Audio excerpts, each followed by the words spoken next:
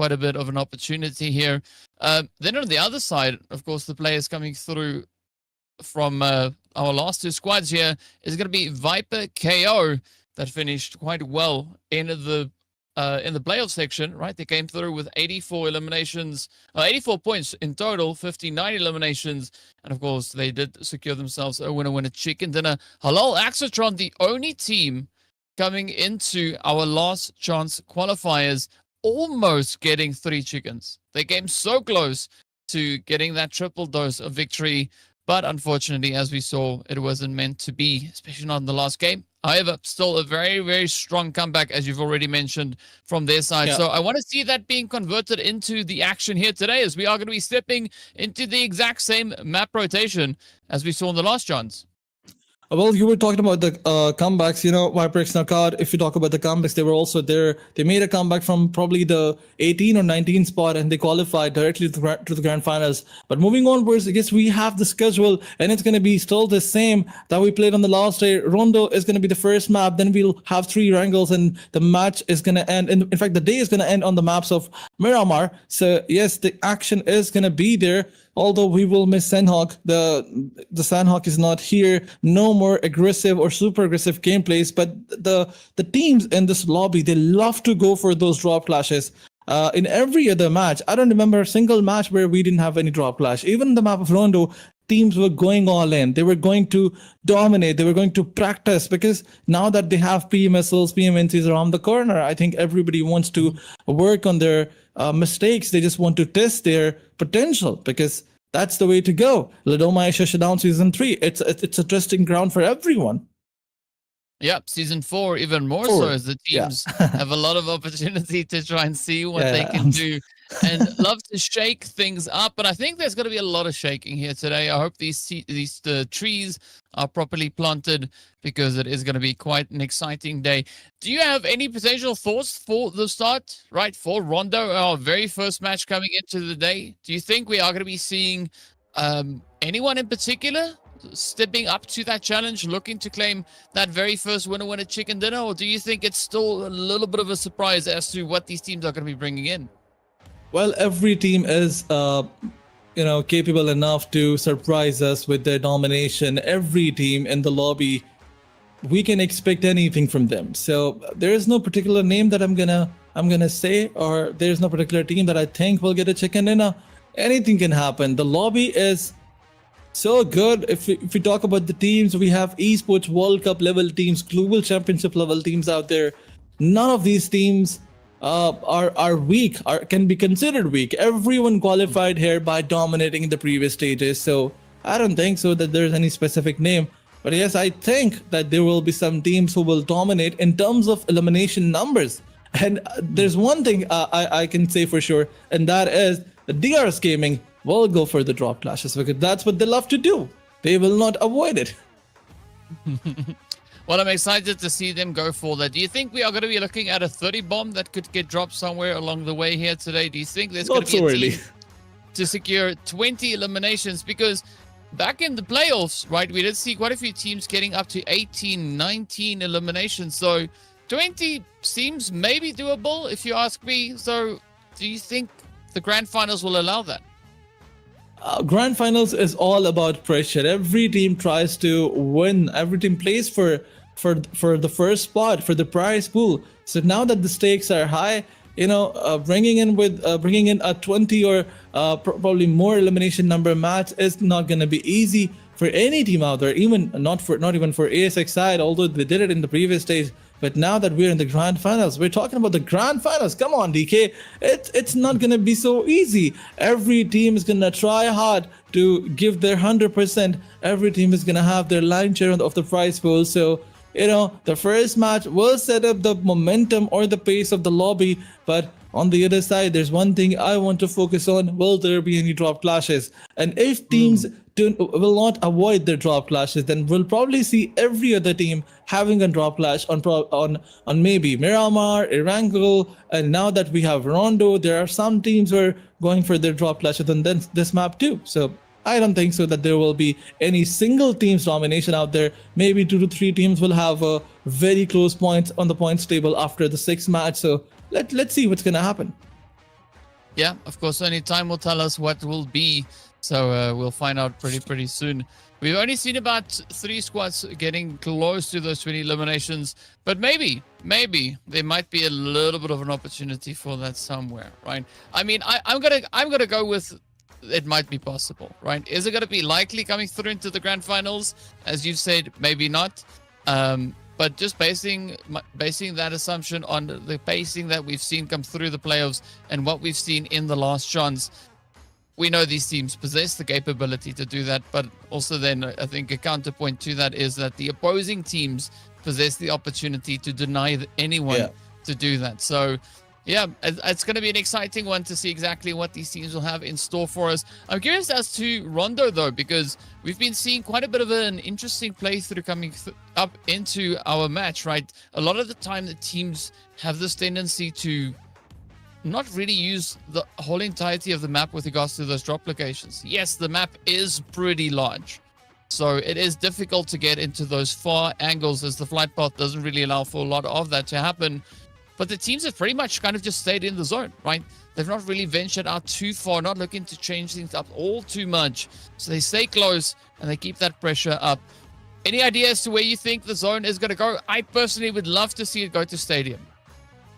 To be very honest, that's a big area. If it goes towards stadium, we will see probably 4 to 5 teams there with the complete squad. And if it happens, it will be an absolute chaos. But talking about the teams, not going all in on this map, or maybe not going for those rotational fights, I think Rondo is a new experience for some of the teams out there. Or maybe if we talk about competitive, yes, it will be a new experience playing competitive on the map of Rondo for every other team. It's probably their 5th or 6th or maybe their 10th match if they're playing like 2 to 3 tournaments every day, because you'll see it only one time in every other tournament. So I don't think that teams are comfortable enough.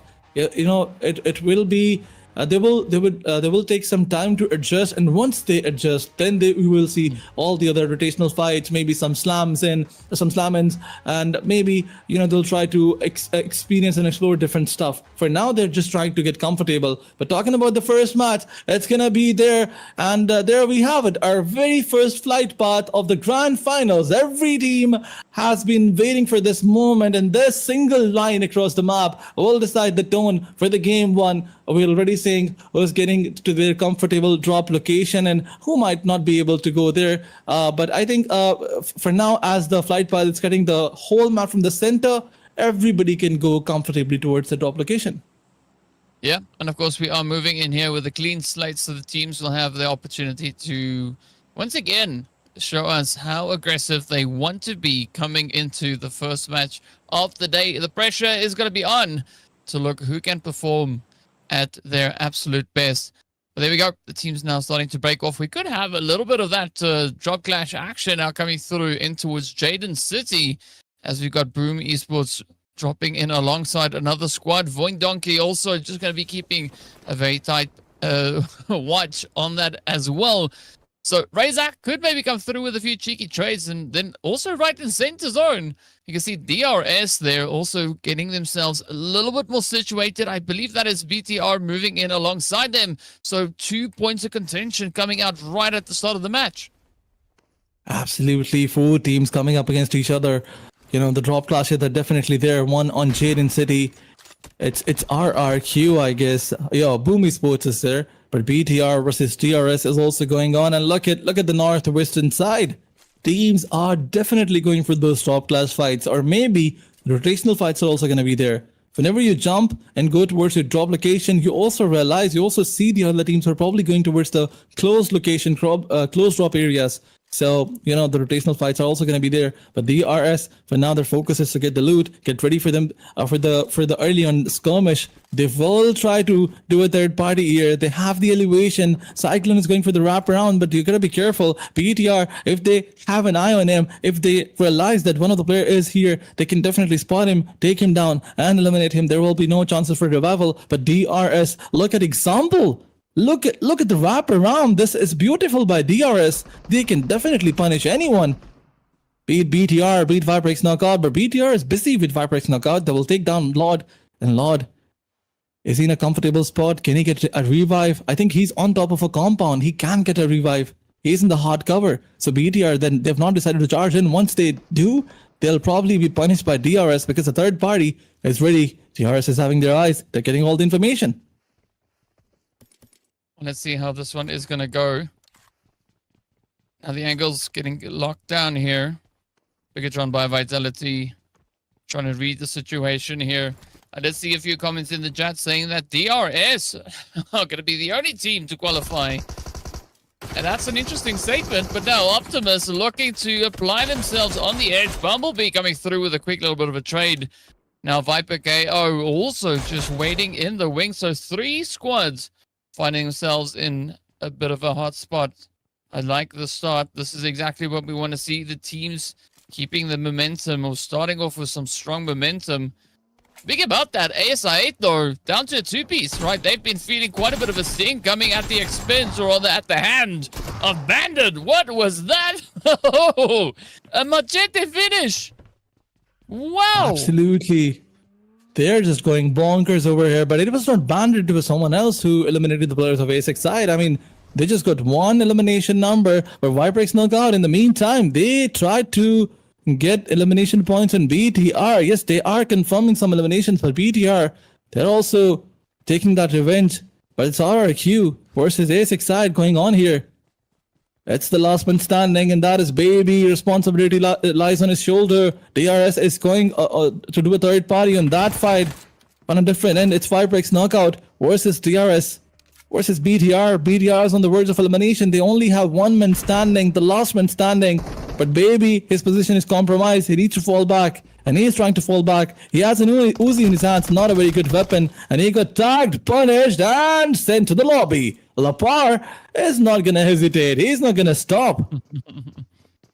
Yeah, unfortunate play there for them. But now it is going to be Kent, the last one left for BTR. Just trying to survive, trying to ride out the carnage. DRS, though, also facing quite a bit of a challenge. So you can see example, just bringing JD back into the fight. Now the rotation is going to come in, but the pressure is not going to back off anytime soon as Viper keep a nice bit of overwatch here. They've been able to deal quite a bit of carnage in the surrounding area. Will we see these shots now come to some kind of a conclusion? DRS down, they go 2 eliminations up, but the second team, third team, to make their way back into that lovely lobby. 18 teams to start us off with, down to 15.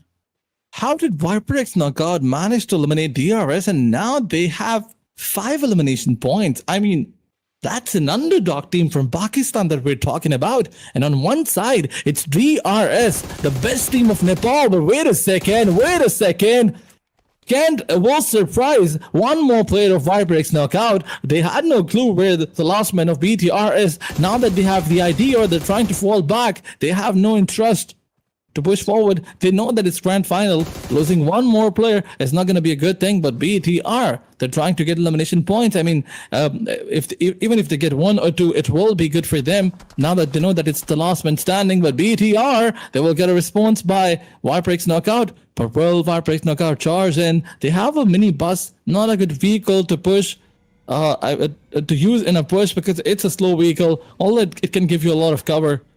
But once again, Viprex knockout, their interest is going to be there. They are trying to get 1 more elimination point from this fight. They know where Kent is. Not exactly have the idea where this player is. The precision information is not there, but they still want to go all in. But Talon Sports, another team who we saw loves to play aggressive, loves to go all in, loves to get elimination points. That is Team Talon. Akal, Johan. We've seen this guy multiple times getting MVP title, all because he had like 4 or 5 elimination points. So Johan is going to be the most important player for this team in every other fight. Yeah, you want to keep that momentum going. But now Talon are going to be looking to rush up onto Vampire Esports. We did see 1 or 2 of the players there from Vampires just moving up ahead. And see whether or not Talon is going to look to fully commit to this. Johan and Boysil, not seeing them on this mini-map. So whatever happens here to our call needs to be quite cautious. Can't look to risk it all just yet. But up comes that rotation. Talon now regroups a little bit more towards the northern side here. and an interesting angle to go for. But now the pressure is on the bridge. It's going to be quite a tight spot to rotate across. As you can see, Boom Esports locking it in. Champions Atomic getting picked on up. And this is going to be putting them on a little bit of a back foot. Champions need to figure out how are they going to play through this. Are they going to rush the bridge, or are they going to look to play for the upset? Now making an aggressive move forward. Down goes M, and Boom now getting the tables slightly turned on them. Absolutely. Balsa knew that there's only one way that he can revive his teammate, only if he decides to push on that one player who knocked him out. But as he took the player down, the entire Boom squad is gonna charge in. That's not what Team C1 Esports predicted. I mean, they had no clue that if Boom Esports is gonna do it. But now Balsa has eliminated Yuri Yuhen. In fact, Yami Yuhen. There's Yuri Yuhen in Thailand, and then there's Yami Yuhen in Boom Esports. Yeah. So C1 now they're being surprised. They're getting surprised. They're falling back. They cannot face this domination from Boom Esports side. And I mean, falling back is a good idea. It's not too important to go all in a fight. But Balsa was knocked out and eliminated. C1 is down to the last man. It's just Kino. Because the other player was already knocked out. Kino stopped for a second. Once again, trying to fall back. The damage is going to be there. One more bullet. He barely survived. There are still chances that if Pubg confirms, in fact connects one more bullet, he can take him down. But yeah, I mean, Pubg's not going to be happy. He went right under his nose. In the meantime, it's Bandit taking another fight, this time with Vampire Esports. Well, let's see whether or not Boom can get that follow through, as there are more engagements coming through in the feed. Atomic now going to get confirmed as Godless comes in as well. So Kino definitely now having to try and find a way to get out of this, as Boom hard on the heels. Kino might not make it, but Pubg, I love this determination, right? Just absolutely committed to ending that one and securing the elimination. Boom up with 3. Champions leave the match here with their first point on the board. Now the pressure will continue to rise, as we are going to be looking at the teams looking to find that next position, moving in towards the zone. Phase 2 is about to close on up. Phase 3 will hit very quickly. But look at this though, right? Turca moving in. They spot Skyfalls rotating up. Beautiful spray here coming in from, I'll call it Dolphin. But let's see if they can get those shots converted into knocks and then even potentially eliminations. I mean, Skyforce, they knew that there's one team, and still they're trying to get those, cars right from their noses. This is not looking good. I mean, that's the entire plan of doing it was always a flawed plan. But Team Skyforce, they're gonna lose one player. Scam, he had an idea that he is out in the open, but it's still not using any utility. It's a loose gameplay from both the sides, but Leon will be forced to take this 1v1. ICY had no idea. He rushed forward, tried to prone down out in the open as he was trying to dodge the bullets, but Godless will be spotted by Pubg. Boom Esports is gonna come in for a third party. It's TDK versus Team Skyforce, when Boom Esports is also there. So this fight is far from over. It's gonna be a bloodbath. If the other game decides to go all in, if Boom Esports decides to push, it's not gonna look good for anybody. But Boom, they're not gonna push. They will try to stay away, try to do a third party. But in the meantime, it's Skyforce who's down to the last man standing. So no hopes for them to get a chicken dinner. But yeah, now they have to pull survival strat and try to get more placement points. So the gaming, what a beautiful start. Cleon with 2 elimination points. One of those were stolen away. As Boom Esports decided to do a third party, but Vampire Esports versus Wine Donkeys is also going on different angle. For the gaming, they spotted Sanchir. He's not gonna survive. He only had a single stone, and that was not enough to get cover. Skyford gets eliminated on the 14th spot. Yeah, I think saying a stone is appropriate. That wasn't a rock, right? The stone is a nice that was a rock. Small thing. Yeah, that was a boulder. That was a stone. It was a stone because, I mean, we could very comfortably see that player hiding behind that extra bit of hard cover. There was not a lot to make much use of on that point. In the meantime, it is going to be Glue Squad now leaning quite heavily into RRQ. We did see quite a few teams dropping all the way up in that far northwestern side. Ooh, we see Sem9 also not coming into that feed. Unfortunately, not in the way that they would have wanted to, right? We'd love to see that aggression. But now Sem9 up on the edge of zone, looking to gatekeep Talon, looking to prevent any of those entry points to be secured. But unfortunately for them, there's so much territory to try and defend here. And Talon could quite easily get themselves situated into these regions. But here we go. It's going to be Yoru looking for an angle. Spots an opportunity up ahead. That little shack now could bite quite a bit hard, as it is potentially a potential play. It could be had here. That, of course, being the players from Viper KO. Sem9 also right there. So it is just third party central right here. I mean, whoever designed this map, that's a questionable spot for a shack. Why would you place it here? And there is no cover. There are windows from where everybody can spot them. They can probably push towards a close boulder and try to throw some utilities, and they will not survive. So, I mean, the big questions are there. But wait a second, there's another team try to come in. This time around, it's Halal Exitron who's trying to push on Team Talon Esports, but the wraparound is definitely going to be there. Talon Sports wants to fall back. One of the players going for a different angle. But Talon Sports boy is still trying to take that information in that vehicle. He's going to get closed in. He needs to throw some utilities. HLE, they realize that now that the position advantage is not there, it's good that if they fall back. And here comes the fall back. All four players took their vehicle, avoided this fight, avoided this contention. But then here comes a spray by Hitman because DX was there on the backside where they were trying to go. They avoided a fight with one team and now they're stuck to fight with another, and that is DX this time. Somehow HLE found two players, took both of them down and eliminated them. Now DX is left with only last two players. But Halal Exitron, they gotta watch out. Talon Esports can do a third party. They are busy with one team. They cannot afford to take their attention towards another. It's not going to be good. There will be sandwich. Talon is focused on Vampires, in fact, Vikings Sports. And side by side, they're focused on Halal Exitron. So that's good from Talon Sports, but they got to be careful. Losing your focus will definitely put you to your demise. Yeah. And if they learned anything coming through the playoffs, all the last chances that they will need to keep their heads on a swivel because these players can come in from every direction. That's going to be Haikyuu taken down. Now, Halal Axatron already looking to get the ball rolling here, trying to get more eliminations, but instead, the player gets knocked on down. Here is going to be that push. Now, as Talon finds a bit of an opportunity, they are looking to capitalize on the position here. Halal Axatron could find themselves in a world of trouble. So much danger as the smokes are deployed, but it's not going to be enough. They don't stop bullets. They do, however, give your opponent a good idea as to where exactly you find yourself situated. Now Hitman trying to heal up. The molly is in and down they go. Halal Axatron going out here with 2 points on the board. Absolutely. Just like that, the lobby is getting a little bit more smaller. And Talon Esports are getting all those elimination points. They have 6 already in the back. They need to revive their teammate.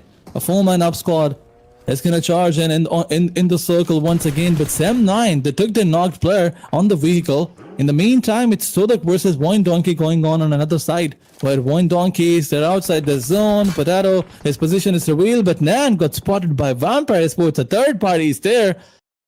Once again, I thought the teams will try to focus more on rotation and not on fights, but everybody's focusing on getting elimination numbers up. Vampire Lazar is going to push forward. He's going to find 2 players, both of them knocked out and confirmed in his backpack. Last man standing of Todak will be dealt by Vampire Sports and 4 elimination points in the backpack. That is beautiful.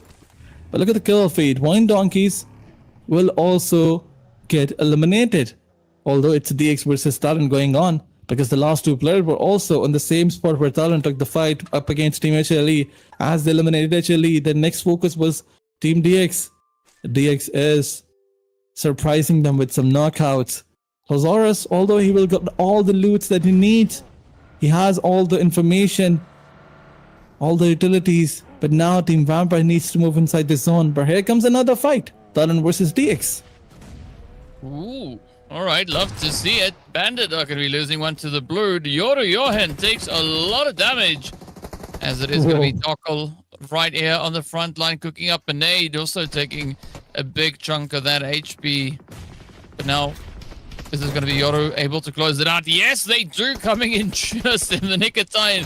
Dockel almost getting that spray. Another one rotates up, and that is the Xavier getting swept out of here. Under the rug they go. Levi rushing out of that vehicle only to get met with an S12K. Now Talon gonna look to try and get themselves patched up here, as it is gonna be Sam9 knocking on the door, trying to push on forward. We did see Satria getting one of those first few eliminations coming into this match at the very, very start.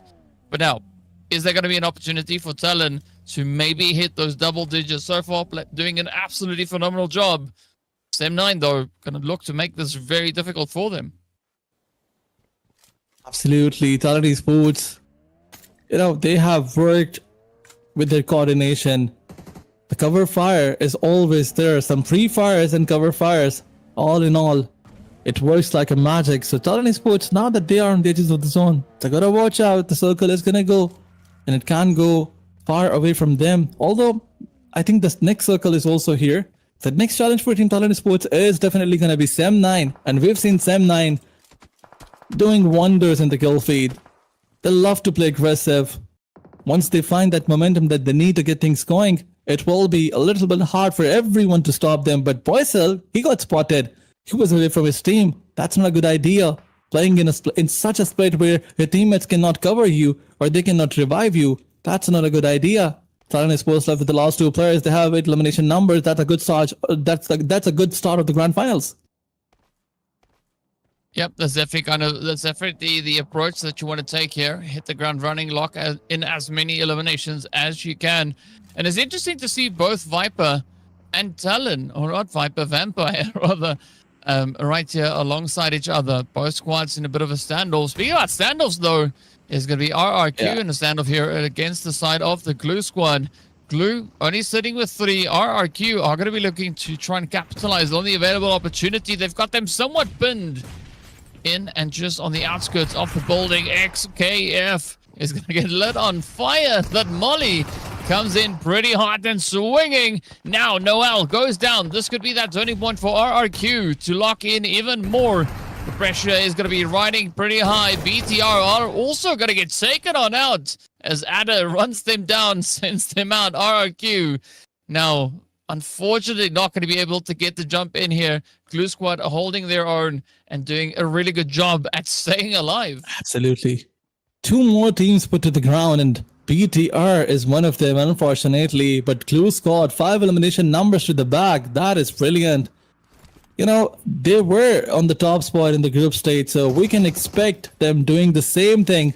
The entire plan of Glue Squad is to stay alive, avoid all the unnecessary contention, rotate to the circle, by the book, and stay away from all unnecessary fight. Once again, Boom was trying to gatekeep themselves. They were trying to gatekeep them, but unfortunately, they couldn't do it. Glue Squad is inside the zone. Sam9 is also in a good spot, a comfortable spot. But wait a second, Glue will push forward. This time around, Boom Sports will go for the wrap around. They took one down, and another is down with a beautiful grenade. The split of Boom Sports is gonna catch Team Glue Squad from rotating. Zero is gonna move forward, confirm 1 elimination point. Another player out of the picture. Glue Squad, you're gonna be careful. Only 2 players left behind.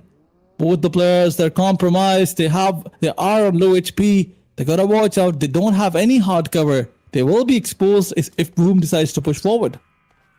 Yeah, they will definitely be super exposed. But let's see how this one is going to work for both these squads. As either way, they have to make a dash for the zone, right? That is the only way that they can survive the blue. Now, Vampire Lazarus already well situated within the zone. Does spot a bit of a play onto Ponbit, but Ponbit not too interested in getting shot at, as they instead look to disengage, look for position just on the outskirts of zone. Boom now bringing their players back into full swing, as they are going to be pushing up with that 3-piece. Zero, Ponbit, and then of course their teammate that has already secured the angle a little bit further on. Now Satria keeping the angles pretty tight here. waiting for the shots to align. Glue could now be met with a cheeky grenade. Let's see whether or not Satria can get it in. Oh, is it going to reach? It's close. Oh, it finds a little bit, but not enough to knock XKF right on down.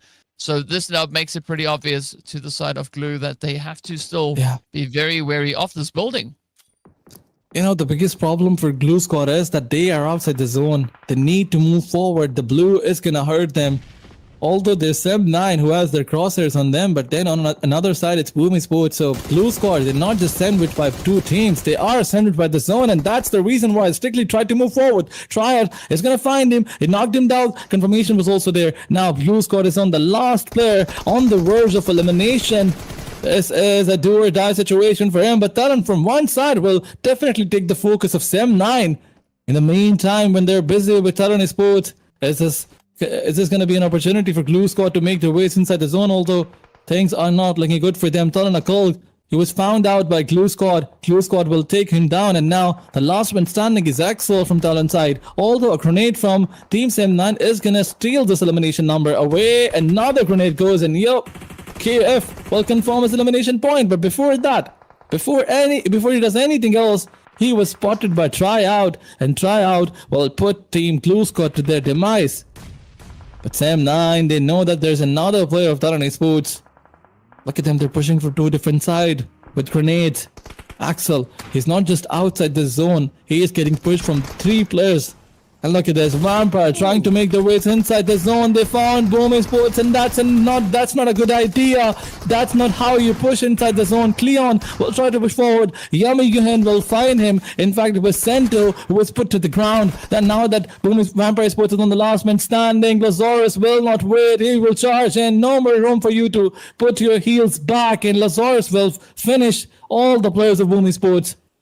But will he get enough time to revive his teammates? Sem9, they gotta realize that few of the players are knocked out. They need to push right now. Well, this is going to be the showdown between the straight qualifying squads going through from the playoffs up against the last chance. Now, Triad looking to see if they can get their hands on that winner chicken dinner. Cento just ahead of them. Both could be looking to cook up a natives. Let loose. Sento. Oh, comes in with a jump shot, and there we have it. A beautiful clutch up, and what a way to close it out. I mean, absolute carnage coming in here on the first match. Absolutely. What a jump shot delivered and sent the entire team to the lobby. Sem9 eliminated. But Vampire Sports, what a domination by them. What a brilliant play by them. This match will give them probably 25 points because maybe they had 14 or 15 eliminations, close to 25 points. Let's see what they have. How many numbers do they have on the points table? But what a play by Vampire Sports. There's a reason why this team won World Cups 2 times back-to-back. World Invitationals, World Cups, whatever we call it, World League. But yeah, they were the champions. But on the other side, Lazarus is going to be there with 6 elimination numbers, 1,024 damage. Some crazy gameplays by Lazarus out there. Yep, Lazarus definitely doing some magic. Love to see it. 1,024. That is a pretty cheeky performance to bring in here. But no surprise to see that, right? Because Vampires, they just decided that this was the match in which they let it all out. And, well, they sure did. 15 eliminations up, 25 total points for them. And a great way to open up the grand finals. Absolutely. The star factor for this team's performance was definitely Lazarus. But moving on, we have Boomy Sports, another team who was so brilliant with their rotation and their eliminations. The Aris team, Boomy Sports, they have 12 points in total, 7 elimination points to the name. Talent Sports with 8 elimination points, 12 total points to the name. Sem9 also played beautifully. They have elimination points, 11 total points. Glue Squad is also not lagging far behind. I mean, one good match and they can get close to probably Team Vampire Sports, and they will definitely dethrone Team Women Sports as well. But moving on, we had Vampire Sports for Pakistan, only one team who managed to be in top 6. Yeah. I mean, this is what we want to see, right? You want to see those plays now. The players, the teams that have been able to keep the consistency going. It's a good, decent balance here, right? The top 3 coming through from last chance. The next 3 all the way from that straight up playoffs qualification. So the pressure pretty high, as we could have then the squads securing strong finishes. The Xavier Ace 8 though, bit of a tough run, right? Not the way that you want to start, but it is the way that they were able to manage it. And they're going to look to bounce back, coming in a lot stronger into the remaining matches for the day here, because the angles are going to be turned against them. And seeing that we only have so many matches to play for, it is going to be a pretty tough one. Absolutely, but before we move towards the next match, there's a short break coming in. So stay tuned, stay with us. We'll be right back with the next match.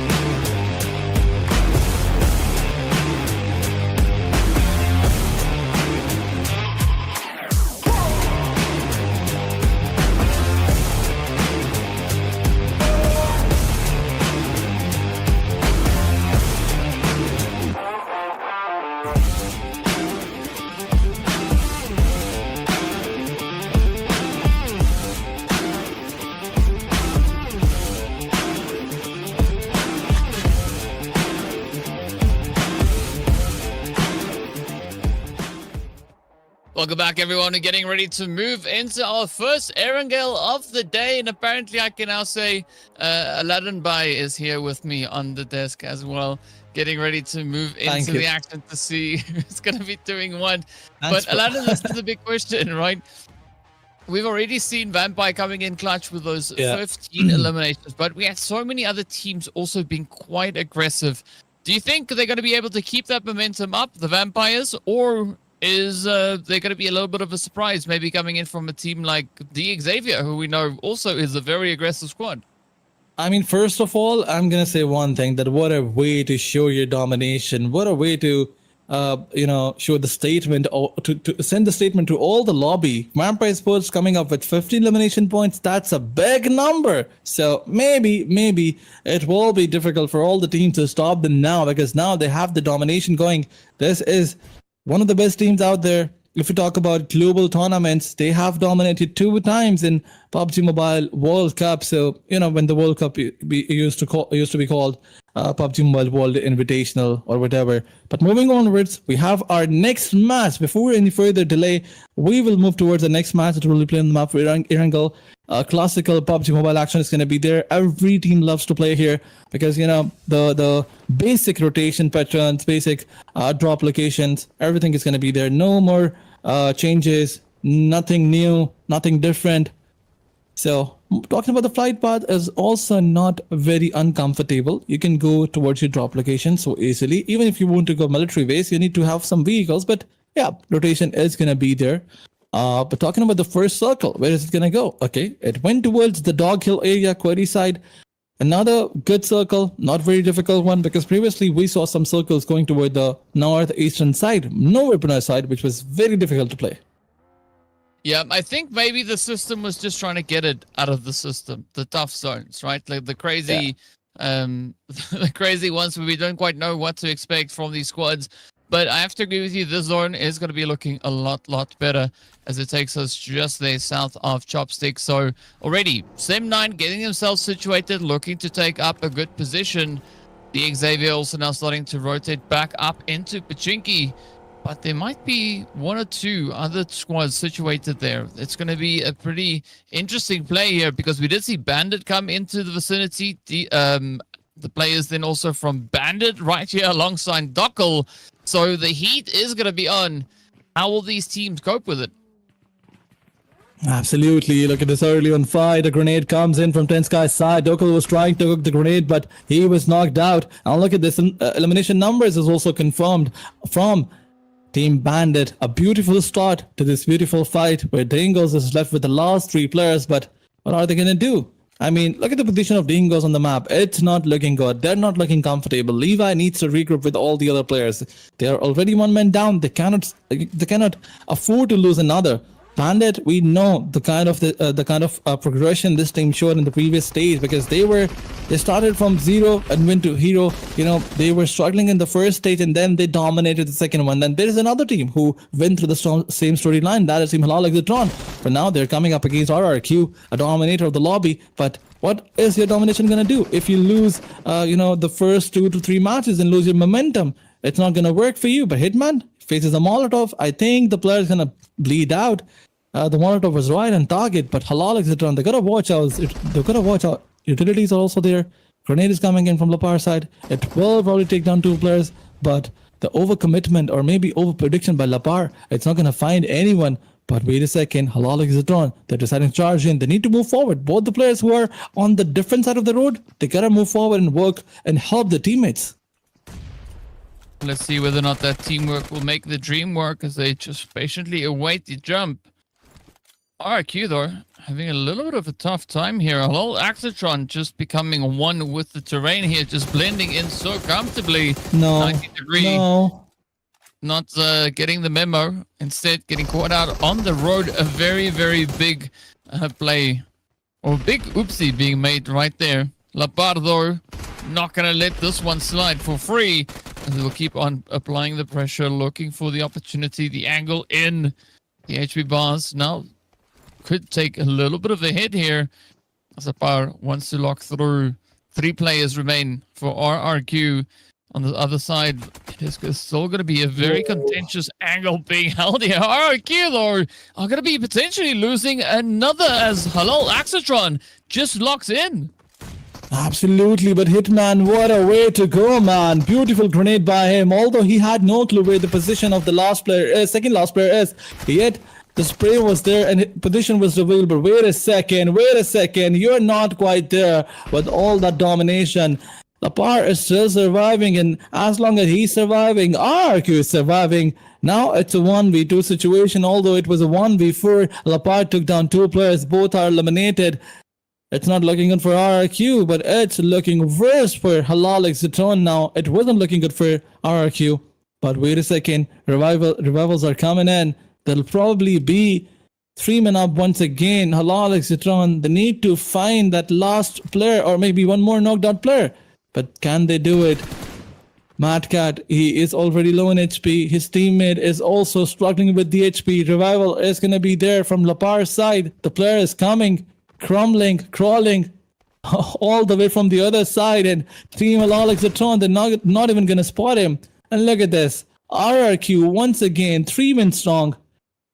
It's not looking good for Halal Exitron and Hitman. Although he played beautifully, the commitment should have been there. Once he took 2 players down, his players should have pushed. They allowed Team RRQ to clutch the situation, and Lapar, he was like, if you give me chances, I will pull off the miracles. I will surprise you. And Alex Citron, I think they've been surprised enough. Yeah. Yeah, but it's quite sad here that all that work Halal Axatron has been doing so far has not really turned into good results for them. Instead, it has resulted in their players getting shipped back to the lobby. Look at those boxes just waiting for them. Now, RRQ, they've got a few more boxes ready to go. Will they be able to fit a Halal Axatron into that? As you can see, the angles, again, looking to be applied. Mad Cat patiently awaiting that rush to come towards them. Good trade, though. Will RQ be able to pick it up? It's going to be a tough one. Just hoping for the angle. The res could not come through. And again, everything keeps on getting turned against Halal Axatron. Now Frosty getting hit here as well. Ooh, but Halal keeping their distance. Kind of letting RRQ get that res. The nade is going to come through. Will it end the run for them? No, instead. It doesn't find anything, and way overcooked. Or undercooked, rather. Oh, look at that! 90 degrees down, Matcat. Now having the whole responsibility of the team riding on their shoulders. This is going to be a very tough decision here for them to make. It might be an easy one all at the same time. Good angle in the window, and that is it. RRQ go down. Halal Axatron. It took them a minute, but they eventually got to the point where they could turn that engagement around. Absolutely, but RRQ, what a blunder by both the teams. At one point in time, both the teams were making blunders. But look at the situation where DRS, they're struggling. JD is the last man standing. Vipex knockout, they gotta watch out. He can eliminate your players, but JD, instead of eliminating the players, he was trying to push and find the last one. But Alpha Boy will land the final blows. Now he can revive his teammates. A fight concluded by Team Vipex knockout, and DRS getting eliminated, sent back to the lobby. So Vipex knockout, once again, the credit is going to be there. Even in the previous match, this team was, performing beautifully. They eliminated 2 teams. DRS was also there. So there's this romance going on between Vipex knockout and DRS, because in every other match, if DRS gets eliminated, it's Vipex knockout who is on that receiving side, and the only thing they receive is elimination numbers and DRS. Yeah, that's kind of what you want to do, right? You want to be the one receiving, not giving out those points. But here we are going to be taking a look at that zone, which has taken us a little bit more in towards Gatka, and of course a little bit closer to the quarry side. So an exciting change up here with regards to where the zone is going to be going. But now, how will the teams look to get themselves situated? Are we going to be looking at a little bit more of a terrain clash, as the teams will have to try and squeeze themselves into this? And it looks like those hills towards the eastern side of Quarry is going to be some prime real estate. Glue Squad also still pretty confident up in towards that more centered up positioning here. Now Bandit trying to find a bit of an approach. Sem9 Satria has spotted out Vampires. Mueller is trying to keep that hovercraft safe for the time being, but as the hovercraft goes up in flames, as does Mueller. And now Vampires feeling all the heat, the pressure of the players. They've got only two players remaining left to try and make a difference, but they are not here to assist their squad. Meanwhile, C1, they've been hearing the engagement, and now they could start to creep in, coming in to inspect to see what's cooking. Lazarus is going to try and pull off that res, but it's not looking great here for Vampires.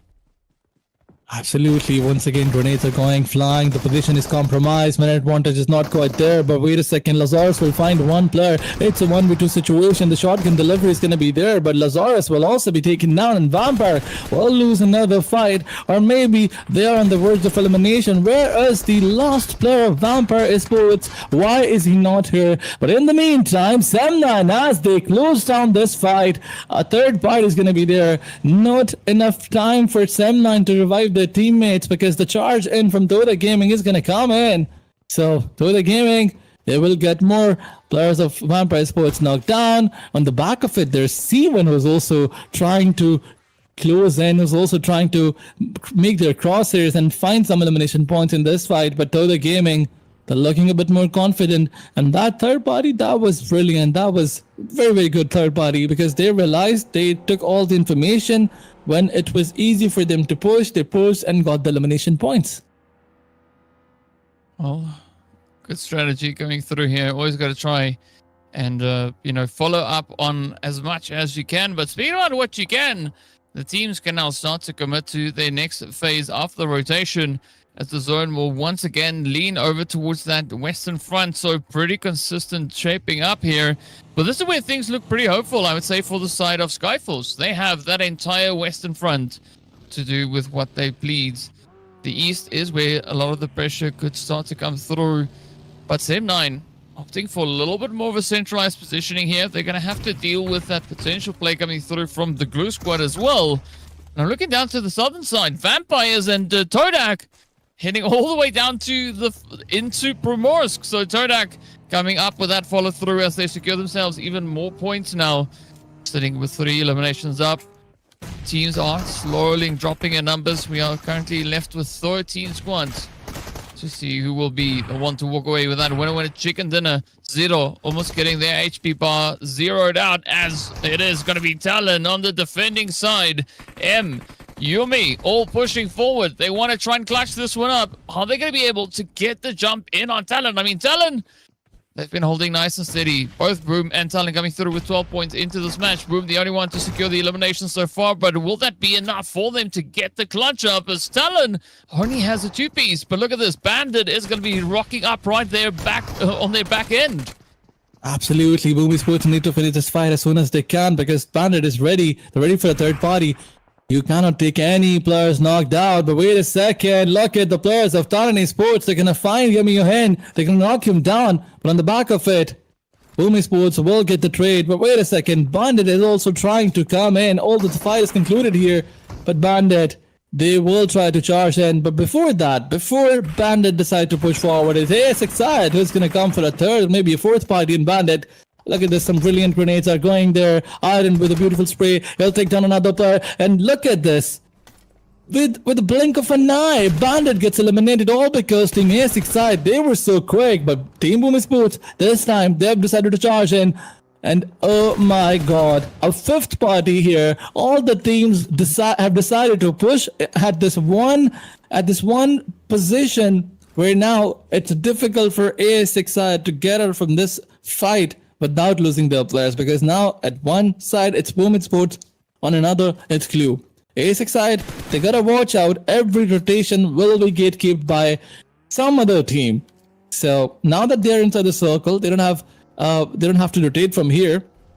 But if they want to, in any other zone, in any further zone, they gotta watch out. The teams are there to gatekeep you, but Ningos, they're also trying to rotate. They're outside the zone.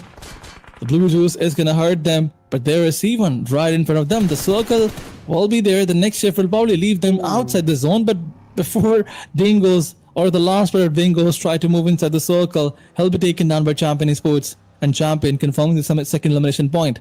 The entire focus of C1 in this match is to stay away from all the possible trouble. They will play by the zone and will try to get elimination numbers in the last zones.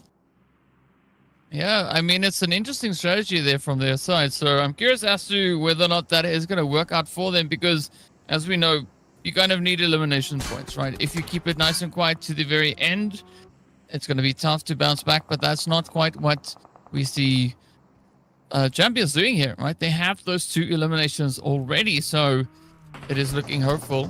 Now, Blue Squad getting caught in a sticky situation here, as it is going to be Voin Donkey taking up a bit of a fight, but both squads also need to focus on that zone positioning. Sure, they're not too far away, but you don't want to get caught out in this blue unnecessarily. So it is going to be stage number 4.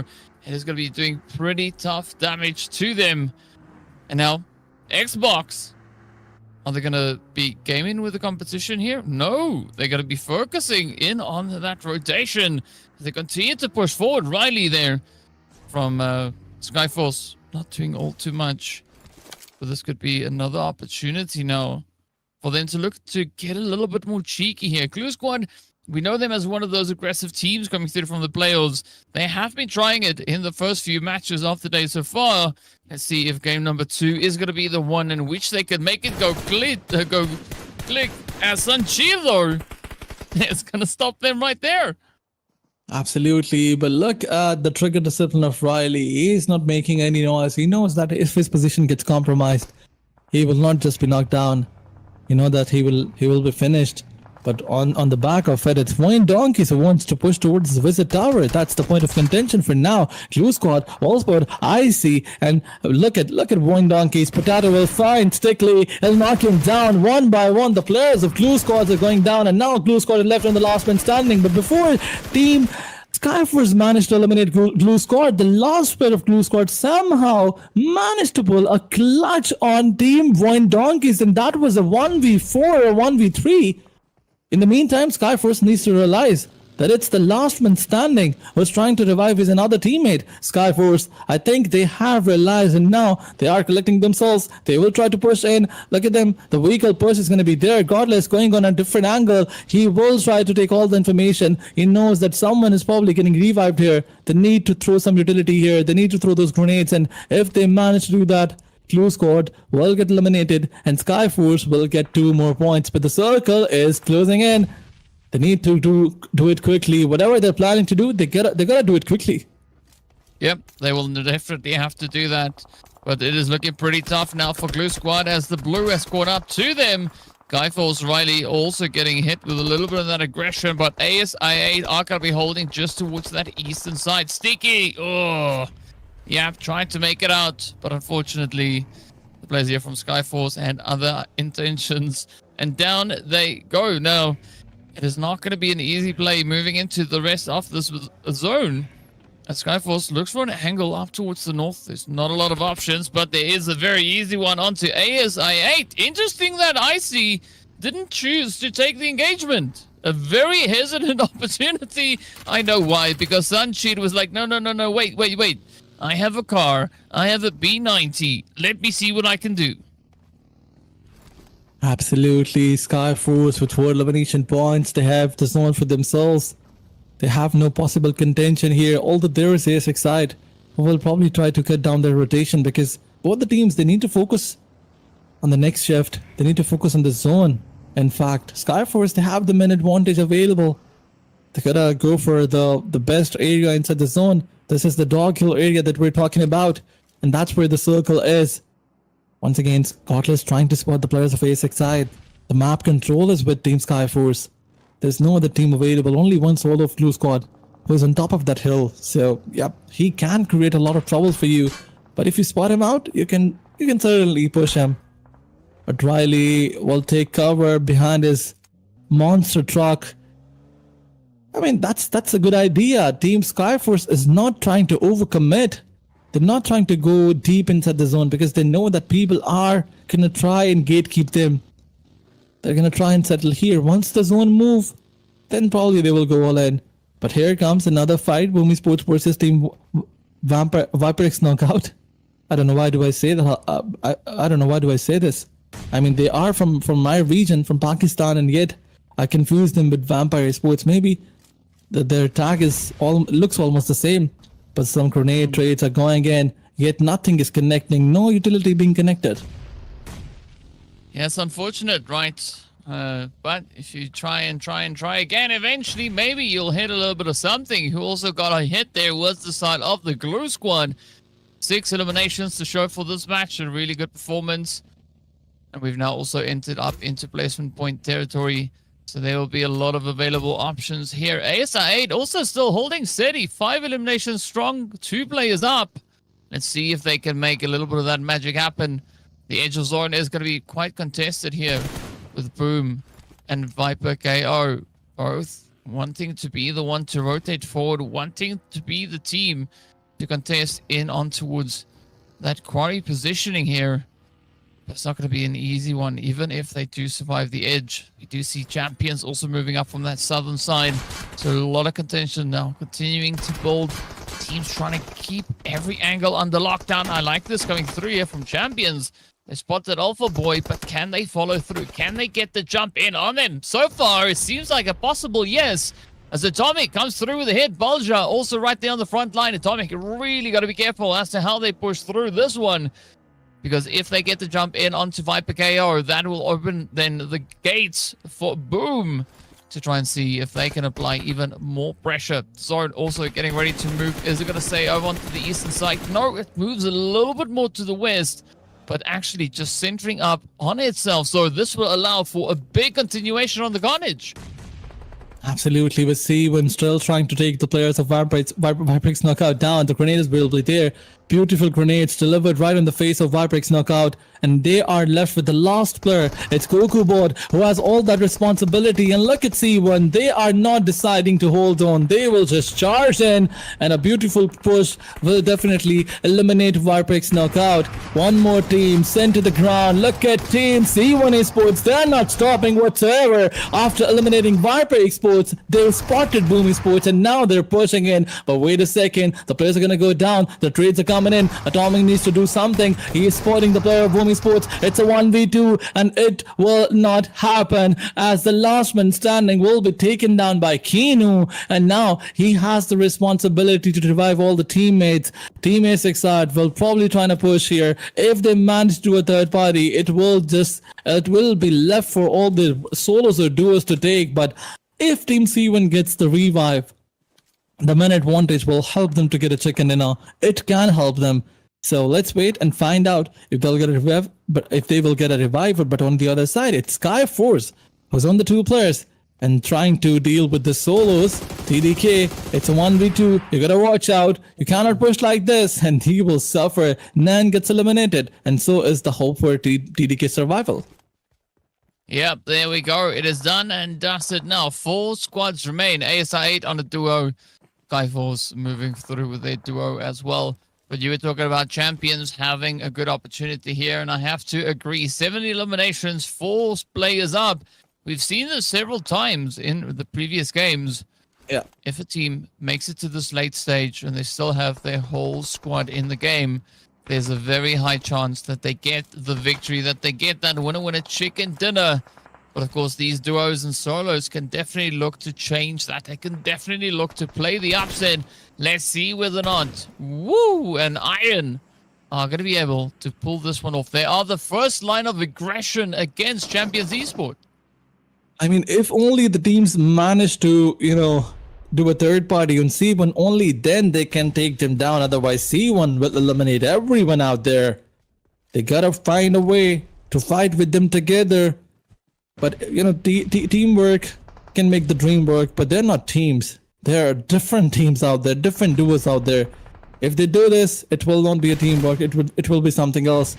But here comes the first knock. Godless will find who will be taken down. And now, here comes another knockout by Kinu. So they're definitely trying to eliminate a team, but this time it's not Team C1. It's Team A6 side, and down they go. Down to a 1v2v4 situation, C1 have every possibility to get this second winner, even if Riley decides to backstab them, which he will, because Kinu has no idea. Balcha also has no clue. He was trying to go and try to have some loot from the crate, but Kinu will also be taken down on low HP. One good grenade, and it will be over for Kinu. Atomic will definitely try and cover his teammate, but wait a second, he will expose himself, and Riley will take the advantage. C1, and now the player is knocked out. It's a 2v2 for them. But before that, Team Skyforce, Sanchi tries to push. He gets taken down. Riley, responsibility is on him. He's moving in with a shotgun, but he will be dealt with. And Kino will get another elimination point. Not Kino, this time Icarus will get the last elimination point.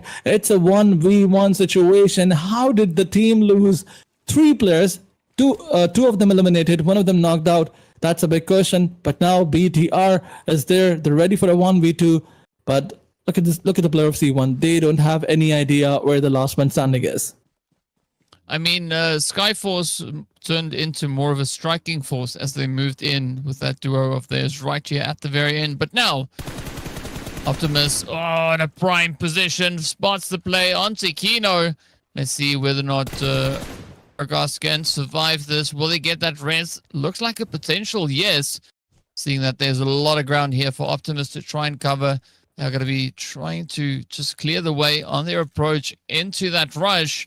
Oh, Kino gets spotted. Got to watch out for the speed 90. Not quite sure whether or not champions are going to be able to survive the onslaught, the spray, the carnage. Well, it's the answer is yes. Easy. Just poke a shotgun at them, and it really solves that problem coming through from the P90. Absolutely. A winner chicken dinner by them all because they had the minute advantage with one donkeys. They could have also had a good match, but it was C1 all the way. The man advantage was there. They were comfortable. They knew that this is their match. Although at one point in time, it seemed like that they will get a third party by A6 side and they will get eliminated. But everything worked in their favor. The zone was there. The man advantage was there. And they utilized it to the perfection. Although Skyforce also created a lot of problems for them. But what a momentum shift in the second match by Champions Esports. What a brilliant play. Yeah, a good response here. I mean, it's much better than what we saw in game number 1, in which they got 1 point and then they took that one and made an example out of it, and they got the other one, but that was the top finish in this game, so well played to them. It is going to be Bigatron by White. So let's see Optimus to be the MVP for the game, coming through with 4 eliminations and 744 damage. An impressive play here. Just shows you what a challenging match this has proven to be. Aaron Gale might be the bread and butter of PUBG, but it is also a very contested map, as these teams have made it pretty evident. I mean, look at this. The highest elimination count that we can see is only 11. So champions are going to be feeling very, very happy about that. Skyfalls also could feel quite chuffed with themselves. 12 points is what they'll have to walk away with here. And of course, their Bigatron by Vitality coming in on 11. Absolutely. The points table tells you that there were so many teams who tried to get their hands on the elimination points. Talking about Clue Squad with 6, Warplex Knockout, they have 6, Boomers put 5, Toda Gaming 6, A6 had 5. So definitely everybody had their fair share on elimination numbers. Everybody tried to maximize their elimination numbers. But yes, there was one team who got the chicken dinner, and that was none other than C1. So a huge shout out to them. But moving onwards, talking about the overall rankings, it's Vampire Sports still on the first spot. Champions Sports are breaching the top 3 with the beautiful winner chicken dinner with 22 points. They have in total. They are on the second spot. On third, we have Boom Sports. Then once again, Glue Squad trying to make their ways into the top 3. They did not have some brilliant games, but there are still 4 games to go. Glue Squad can show the domination in any match. Yeah, and that's what we love to see. Those pretty tough contenders now stepping up against each other. But aside from Glue, we have even more squads then over on towards the second page, right? D Xavier and Nexery so far yet to step up and secure those points. Of course, we've not seen Nexery out on the battlefield yet, but D Xavier, I don't know if this is a tactic from theirs, right? Keeping it quiet for the first few rounds and then all of a sudden just trying to ramp up the performance, looking to see if they can clutch it out I mean, sure, it does maybe provide you with with an extra dose of adrenaline to come through from that. But yeah, it is an interesting strategy. Love to see them really try to double down on the efforts here as they come into our next match. But this is where we find ourselves after the first 2 games. Absolutely, but we do have 4 more games to go. 2 maps of Erangels are left, 2 maps of Miramar out there. You were feeling happy that we have only 5 matches, but now, DK, that was the wrong graphic. We have 6 matches, 4 more to go. But before our next match, we have a short break. We'll be right back. Grab your snacks, grab your popcorns. The action is still there.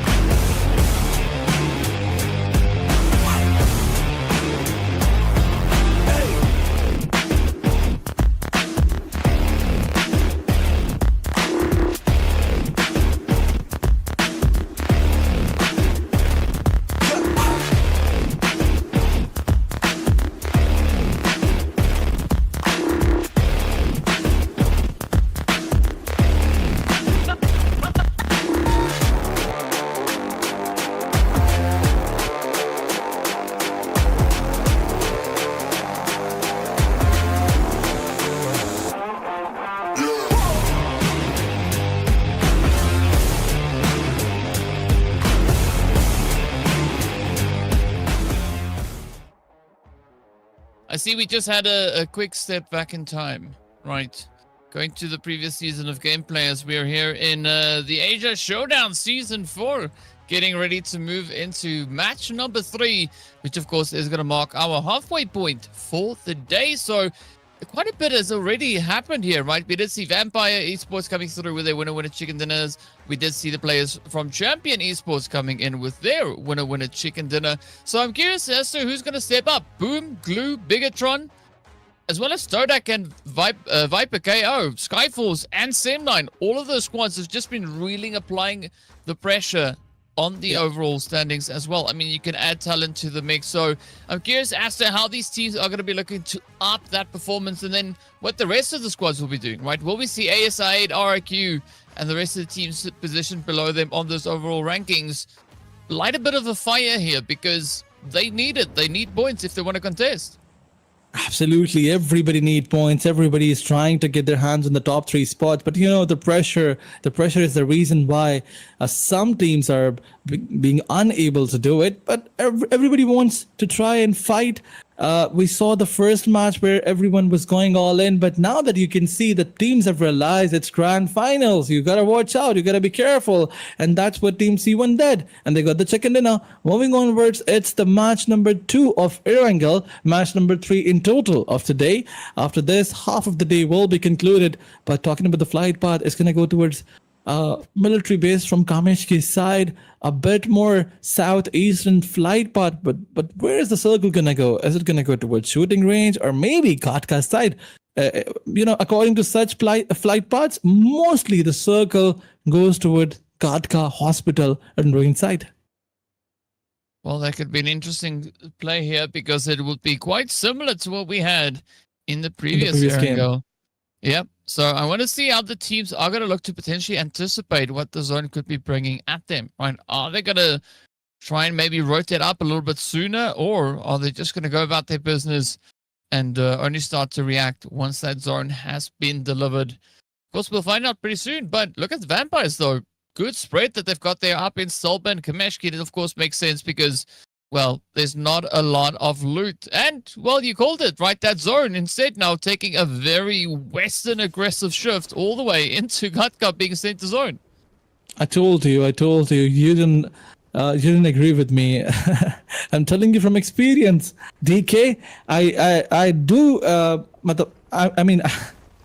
You're the zone whisperer. Yeah. I do agree that I don't have so much experience in English, but yeah, I do have a lot of experience in Urdu and any other language. But moving onwards, the circle is going to move towards the Korean Gatka side. But once again, the hot location or the point of contention is going to be the Korea side, the Dog Hill. But let's see how the teams are going to capitalize on this. We're seeing an early on drop fight going on in Pochinki, where we can see Bandit is there. What's the second name? I cannot see the team because the logo of Bandit is on them. So 2 teams are fighting in Pochinki for the drop location, for the hot drop. But then in any other spot, if you look towards Severny, there's no drop clash. If you look towards CRS, no drop clash. In Malta, now that teams have realized that the stakes are getting higher than ever, they're trying to avoid the drop clashes. But once again, Skyforce and Total Gaming, they're like, we don't give a thing about anything. We don't care. Even if the stakes are getting high, even if it's grand final or great grand finals, we will go for the drop clash. And once again, Cleon, he will take a lot of damage with this beautiful spray by IC. But I see he is pinched down from 2 different sides. It was not Cleon, it was Scam. Will take him down. Nasanchir is the last man standing. It's a 1v4 situation for him. In the meantime, Bandit will deal with DX. But Sanchir, can he capitalize? Can he pull off a miracle? Only time is going to tell. Well, we'll see how this one is going to pan out. Oh, the answer is not very well. Skyforce, unfortunately, they might have been the strike force in the previous match, but this time they are going to be the first one to bite the dust, and, well, the second squad rather, alongside the Xavier. But for Todak, this is a good start, right? Gives them a bit of an opportunity. They already had those 14 points coming into this match, and now they could really look to build on that momentum. Look to see if they can maybe find themselves knocking on the door for that first or second place. Absolutely. Toda Gaming, 4 elimination points with the name, starting on this match with some aggressive fights, getting their drop location for themselves. And I think it's high time that Skyforce realized that this drop clash is not good for them. Toda Gaming is not easy to push back, or maybe it's not easy to win against them. So Skyforce, they're losing their fights, and side by side, the opportunity of winning this tournament will be lost if you go in a drop clash fight in every other Erangels match, because 50% of the competition will be played on this map. So you're having drop clashes in 50% of your matches, which is not good. Definitely not good. And if you lose half of them, you will not be able to get any point in how many matches? Half of 4 matches? Yeah, half of it. 4 matches, 3 matches, which is not good. 6. Talking about the top clash fights, it's DRS Yeah. coming up against another team. This time it's Wine Donkeys. Only one player of Wine Donkeys is here, or maybe 2 players, but because I'm not seeing more than that. Well, let's see. Well, there comes the rest, right? The cavalry is approaching, as we can see. Razak just on the side, but not fully committing to the push here, keeping their distance. Maybe there's an opportunity for Voin Donkey to pull off a quick evac. Are they going to be able to maybe assist on the front line? Ooh, Razak is going to be keeping the pressure up. So, for example, in Killer YT, they will be taking some damage, but not excessively so. And now Cyclone looking to move up. We did see Cyclone kick up quite a bit of a storm in previous days. Will they find the jump onto Potato? They do have the DBS. Oh, unfortunately, Potato coming in with the S. 12k, just faster on that trigger. DRS holding onto the duo. Voin Donkey now fully sending it up into the building. Oh, and it is looking pretty tough for DRS. Absolutely. Wine Donkeys is charged, and then they're sending all the players to the lobby one by one. Now, example is the last man standing. He was trying to spot the players, but he can do nothing.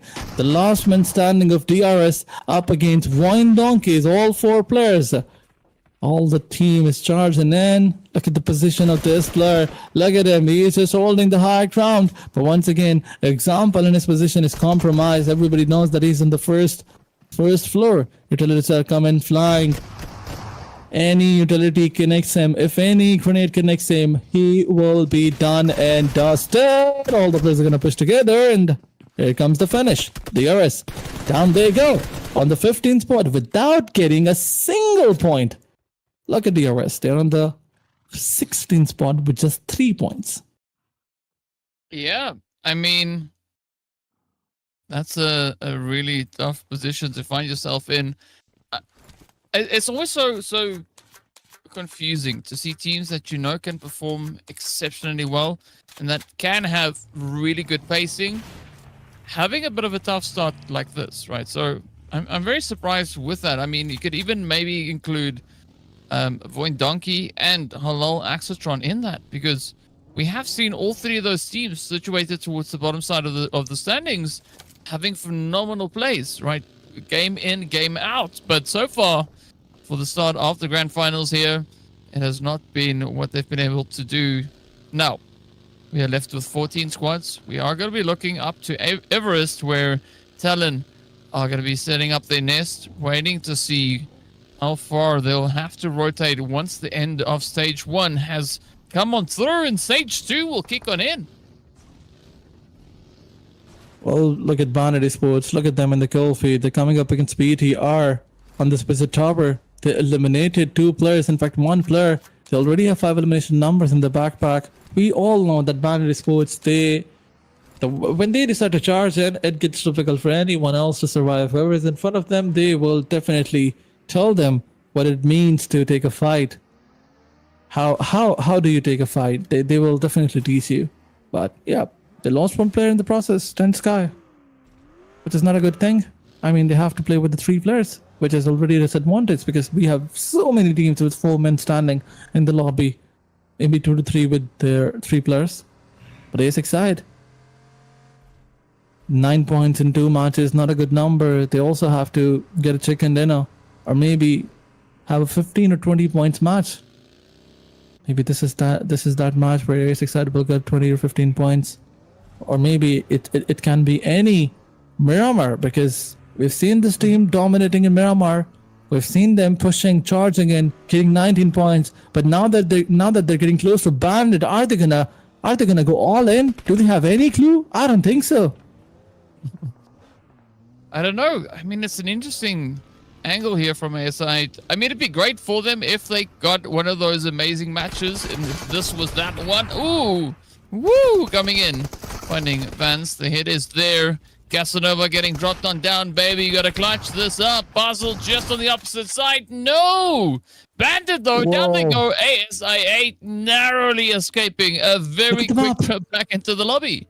Look at the map. Sem9 is charging in. They had a clue. They got the information. They heard the gunshots, and now they're going in. They're slamming in. Sem9 versus A6 side. Another potential third party. But look at the kill feed. Warpix knockout got eliminated by Boomy Sports, and Sem9 getting in this fight with some beautiful grenades, and on the back of it, it's Talon with a third party. They're becoming the savior of Team A6 side, but is A6 side gonna survive this? Is Talon gonna decide and push and charge in? They are already taking the players down, but A6 side, they'll probably get eliminated because who is bleeding out? The last two players left standing. They have 3 elimination points. This third party from Sem9 was not that good because they did not get any elimination here. In fact, they lost one player in the process. It's like that situation when you walk into a wall in the dark, right? You Yeah. thought you're going somewhere, but actually it ended up going nowhere, right? That's kind of what happened here with Sem9. Unfortunately for ASI8, they lost 2 players, as you said. So this does complicate things a little bit more for them. It's going to be making it a little bit more challenging for that winner chicken dinner to maybe come their way. But now look at this. Champions, though, in RRQ getting right down to business. La Para Nuga, they will have to try and clutch this one out. Absolutely, 2 players down. Nogar and Lapar, the last 2 players standing. But look at Nogar. He is so far away from his teammates. I mean, Lapar is going and he's gonna try and get him. But are they gonna rush back in time or not? Because C1, once they revive their teammate, they will definitely try and charge in on you. But here comes another team. There's a third party. Boom is also here. A grenade was thrown, and RRQ, the vehicle is right on that grenade. But RRQ, this brilliant or maybe a pathetic move by them is gonna leave them or eliminate them from this match. Where here comes another third party. Seems like this is the match of third party. Wherever we see a fight, there's a third team who tries to go in, tries to get some elimination points for themselves. This time around, it's Boomy Sports who will try to put some trouble on Team C1. But C1, as soon as they realize that there's some other team, they just hopped on their vehicles and left this situation. Well, if you see one, you got to take the engagement, right? You got to try and see if you can maybe play on those third parties. There's got to be a big opportunity for that, especially looking up on towards the north. And again, we are venturing into the Quarry region. Glue and the players there from Halal Axatron already getting themselves situated. As you can see, Champions now trying to push into Quarry as well. But up in the north, still many squads looking for a spot to call home for the time being. Very tough angle to play off of as well. Now Champions running straight into the hot mess. It is going to be Hitman starting that play as the confirmation is in. Champions now down to a solo. It's going to be Atomic trying to just play a serious game of hide and seek here. Not quite sure if anyone will find them, but they very well could. Glue Squad trying to lock Quarry down. It is theirs. They were here and now they want to try and just assert their dominance. Well, the dominance is not quite there, but Blue Squad, they're surviving all 4 players. The entire plan of Blue Squad is to stay away from all the trouble. They just want to play by the zone. They're focusing on placing points, and they know that if they manage to stay alive, they manage to be in top 4 with all 4 players. Elimination numbers, yep, they will get it. But those 10 points is what their target is. For now, they are holding on that Quarry spot, which is a good area in terms of, if we talk about the zone, it's a good area. Talking about BTR, another team who we saw dominating, going all in the previous stage. Now that they have lost 1 player, they're also focusing on some stable gameplays. And we have 11 teams already, so much area and so so less teams because the drop clashes, the rotational fights, they were just there. BTR still on that hill, trying to spot the players of Boom Esports, and side by side they're waiting for the zone to close in. Only 10 seconds left, and the next zone, next stage is gonna be there. BTR, they'll probably be forced to move inside the zone because I think the circle is not gonna come here. It's not gonna shift here. Yes, the circle is gonna go far away, and now they are focusing on a rotation. Well, some pretty tough rotations still to be had. Glue now just looking to expand their reach up into that quarry region. Turca is going to be moving up here, just on that western side. You can see Noel and the rest of Glue Squad keeping a very close eye on them, trying to time the moment to strike. They don't want to give Turca too much ground, because once that momentum has been secured, it is quite difficult to stop. Now Halal Axatron going to be moving in over towards the edge, just squeezing on through, looking for their own opportunity. But I gotta say though, I'm actually quite impressed with what Halal Axatron has been able to do here. Right, they showed great competency coming through that last chance today, trying to keep that same kind of approach going here with the teams. They have other ideas. ASI 8 also squeezing up into Quarry, and again, not a lot of options to play off of here. Absolutely, is excited. They have only one player standing, 3 elimination numbers to the name. This is not good. This is not amazing. 4 matches and 3 matches, and you just have 13 points, 12 points. You gotta work harder. This is grand finals. You gotta aim for the top spot. This is not the qualification round where you can be in the top 8 and still qualify. That's grand finals. You gotta show your grand performance. Clue Squad.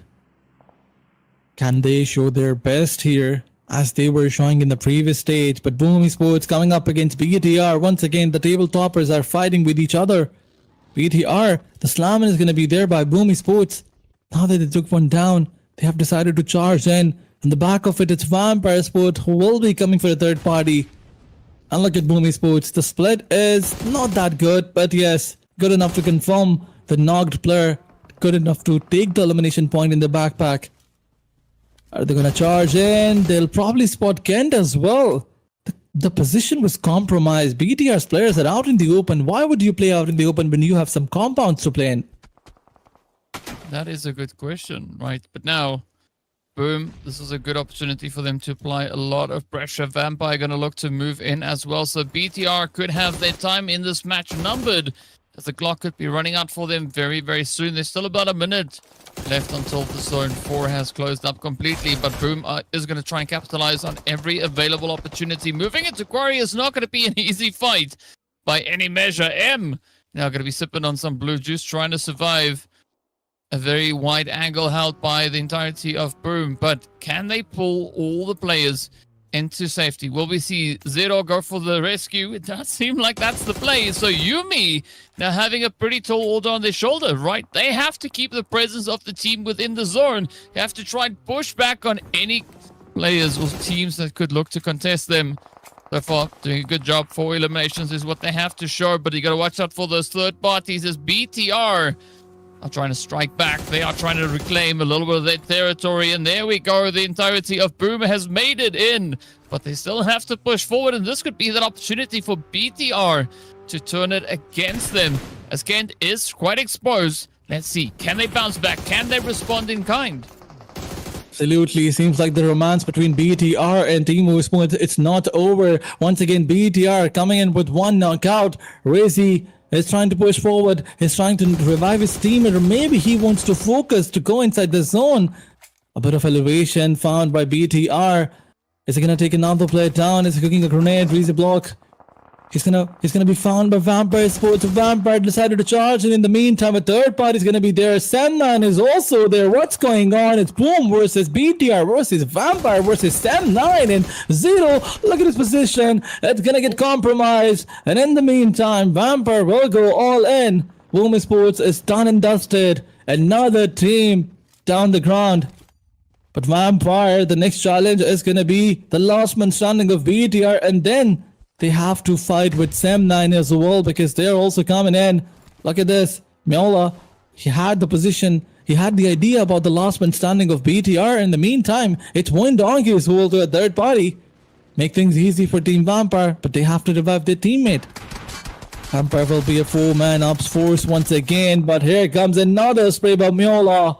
Maybe that was a bait. That was a perfect bait. Sem9, what a beautiful spray. Yep, you can't really fault what we see happening right here. Sem9 just locked in. They want to claim the North for themselves. Vampire's having a pretty tough time here. But for Sem9, it's not necessarily a guaranteed play, as we are looking over to what their rotation will be. They still have the full squad up, so they can still cause quite a bit of carnage and mayhem. But I like that setup coming through from Glue Squad up on the hill. Could be quite the advantage to try and play for. But look at this, Sem9 now getting aggressive as they look to full send it.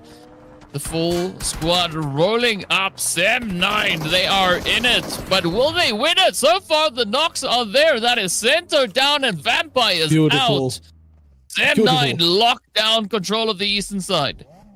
Absolutely. Team Vampire Sports gone in an instant. What a beautiful push. But wait a second. It's Turca Gaming coming up against Southern Sports. Another fight between the dominators going on. Some beautiful grenades were sent. Nan winning his 1v1. Now the confirmation is going to be there. He has so much loot that he can enjoy. But, you know, they have to focus on all the other players too. It's a 3v3 situation. The zone advantage is with them. They gotta use those utilities inside the smokes. The zone is gonna push them. Look at Johan. He's outside in the open. The grenade is gonna go. Talent Sports, the players are compromised. From one side it's Glue Squad, and from another it's Turca Gaming. The last man standing is Boycel, and a beautiful spray will shut him down, and down they go. Talent Sports gets eliminated. Turca Gaming confirming 7 points, and look at Nan getting 5 points. The domination is there from him. But Voin Donkeys, they realize that there's a team, and now they've decided to do a third party on them. 9-9 looking pretty good on this front here. Now, Turca trying to bring their numbers back up to even, as it is going to be Dolphin just on the edge. That blue nipping at the heels. A very tight spot to be in here. But now the hard work comes, because they have to find a way to rotate back towards that eastern side. Voin Donkey looking pretty good here. 6 eliminations up already. Our second most aggressive team, but this could be that opportunity for Voin Donkey to fly up all the way from 15s, well into that top 9 slot. But the place to play for is going to be well within the top 5, right? Because that is where you're going to be finding your share of that prize pool. Now, Sem9 tryout. Looking for a few angles.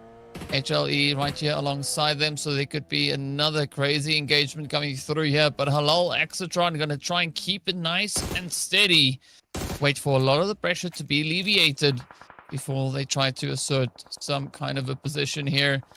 But good awareness being shown here by Satria and the rest of Sem9. Right, they spot out so many opportunities. Voin Donkey, they're going to try and move. This might be quite the risky decision. As you can see, Potato now getting peeled back. The HP bar starting to drop out in the blue. Up in flames. Hitman locks in, and up they go. Sem9 could also sneak in a few cheeky trades.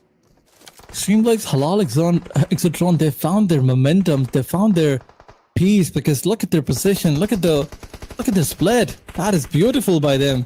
For now, they don't have many elimination numbers. Only 3 in their backpack, but this is enough. They can still get more.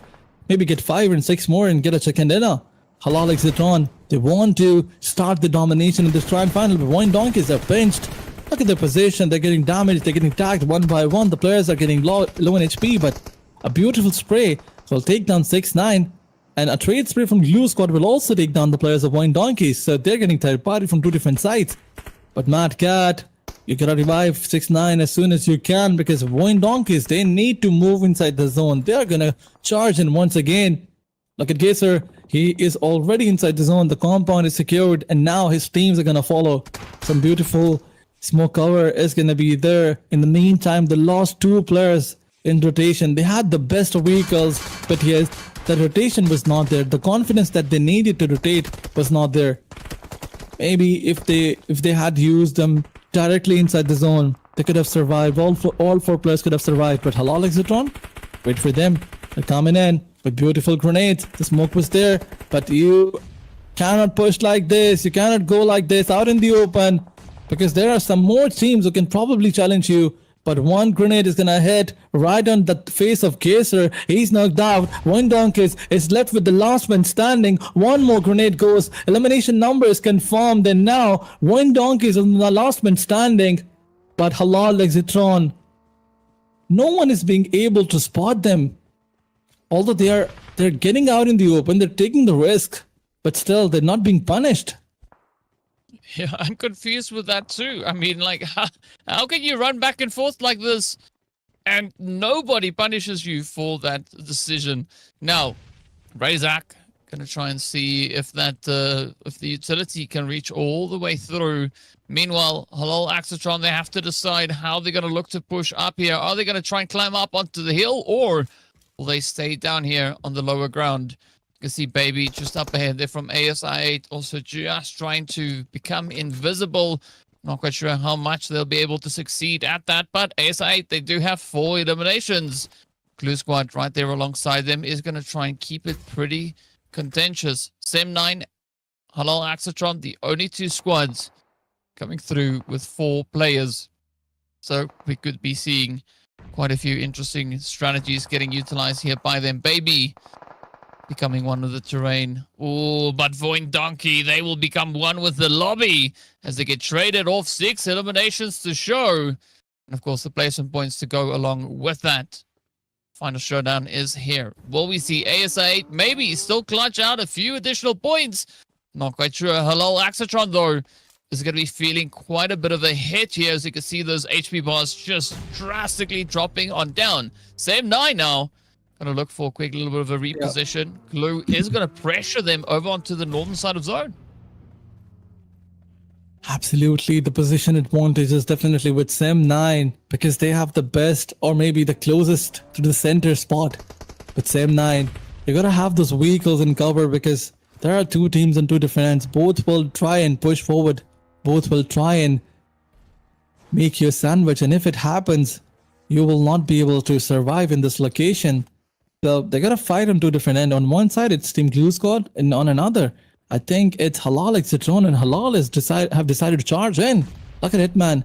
It's coming in with all those beautiful grenades, and we have seen this team doing wonders with grenades. They are so good with the utilities. Halal Exitron, once they decide to charge in, they never fall back. And I think they are trying to push here. Or maybe Sem9 before Team Halal Exitron finds a good spot, maybe they can push them back with the grenades. So yeah, grenades are going in, utilities are being used. No one is deciding to push, everybody's waiting for the zone. Now that the zone is now that the zone have moved forward, it's Glue Squad who needs to push forward because they don't have the zone. Although Halal Exitron have the edges, Sem9 still have the good spot, but Team Glue Squad, they need to move inside the zone and the play area is going to get restricted for them. Yeah, they've been dormant for a good while, right? They've not been able to secure a whole bucket load of eliminations, at least not just yet. Noel coming through with a bow up on the top there. A good stealthy approach, but is that going to be enough now for Glue to try and lock it in? HLE, they've been able to patch themselves up. Sem9, this HP bar is also essentially full. But does that mean anything for them at this point? Stage 8 about to come to an end. That means stage 9 is going to hit, and it is going to hit so hard. Or where will this go? Baby from AS8 still going to be holding just down in the quarry itself, but that could actually be a very strong position as it is close towards the center. And there's not a lot of, angles really for all these teams to try and take position onto. Yeah. Again, it's all going to come down to who will be the first one to pull the trigger. It's the calm before the storm. That's what we're seeing right now. The Glue is going to move forward. The circle is closing in.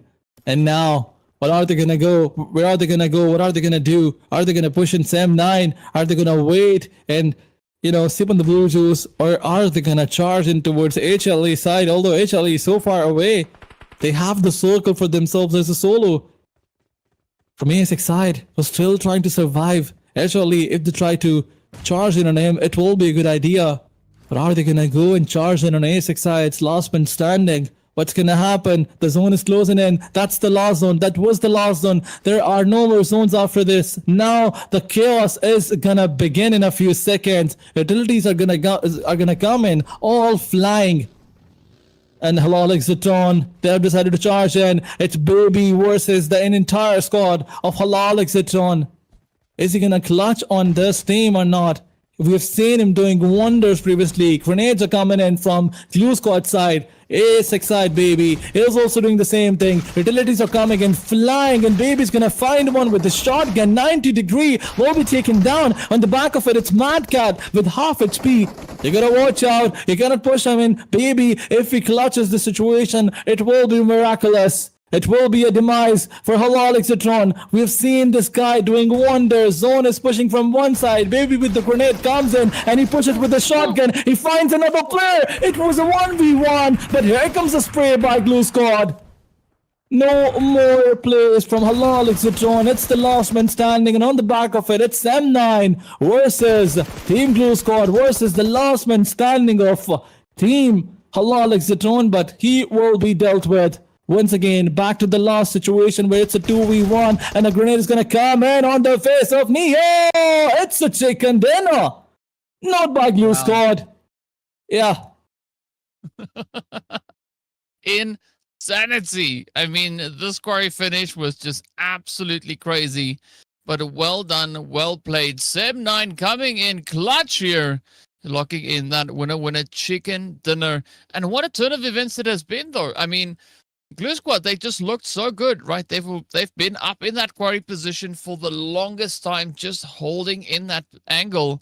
But Sem9, they've just been able to kind of muscle their way up into quarry position. But you got to give it up to Baby from ASI. That was a phenomenal defense, right? Causing so much carnage there onto the players from Halal Exitron, and gotta love to see it. But it is going to be Noel, all the way from Glue Squad Esports, coming in with a very strong finish. 6 eliminations and 739 damage.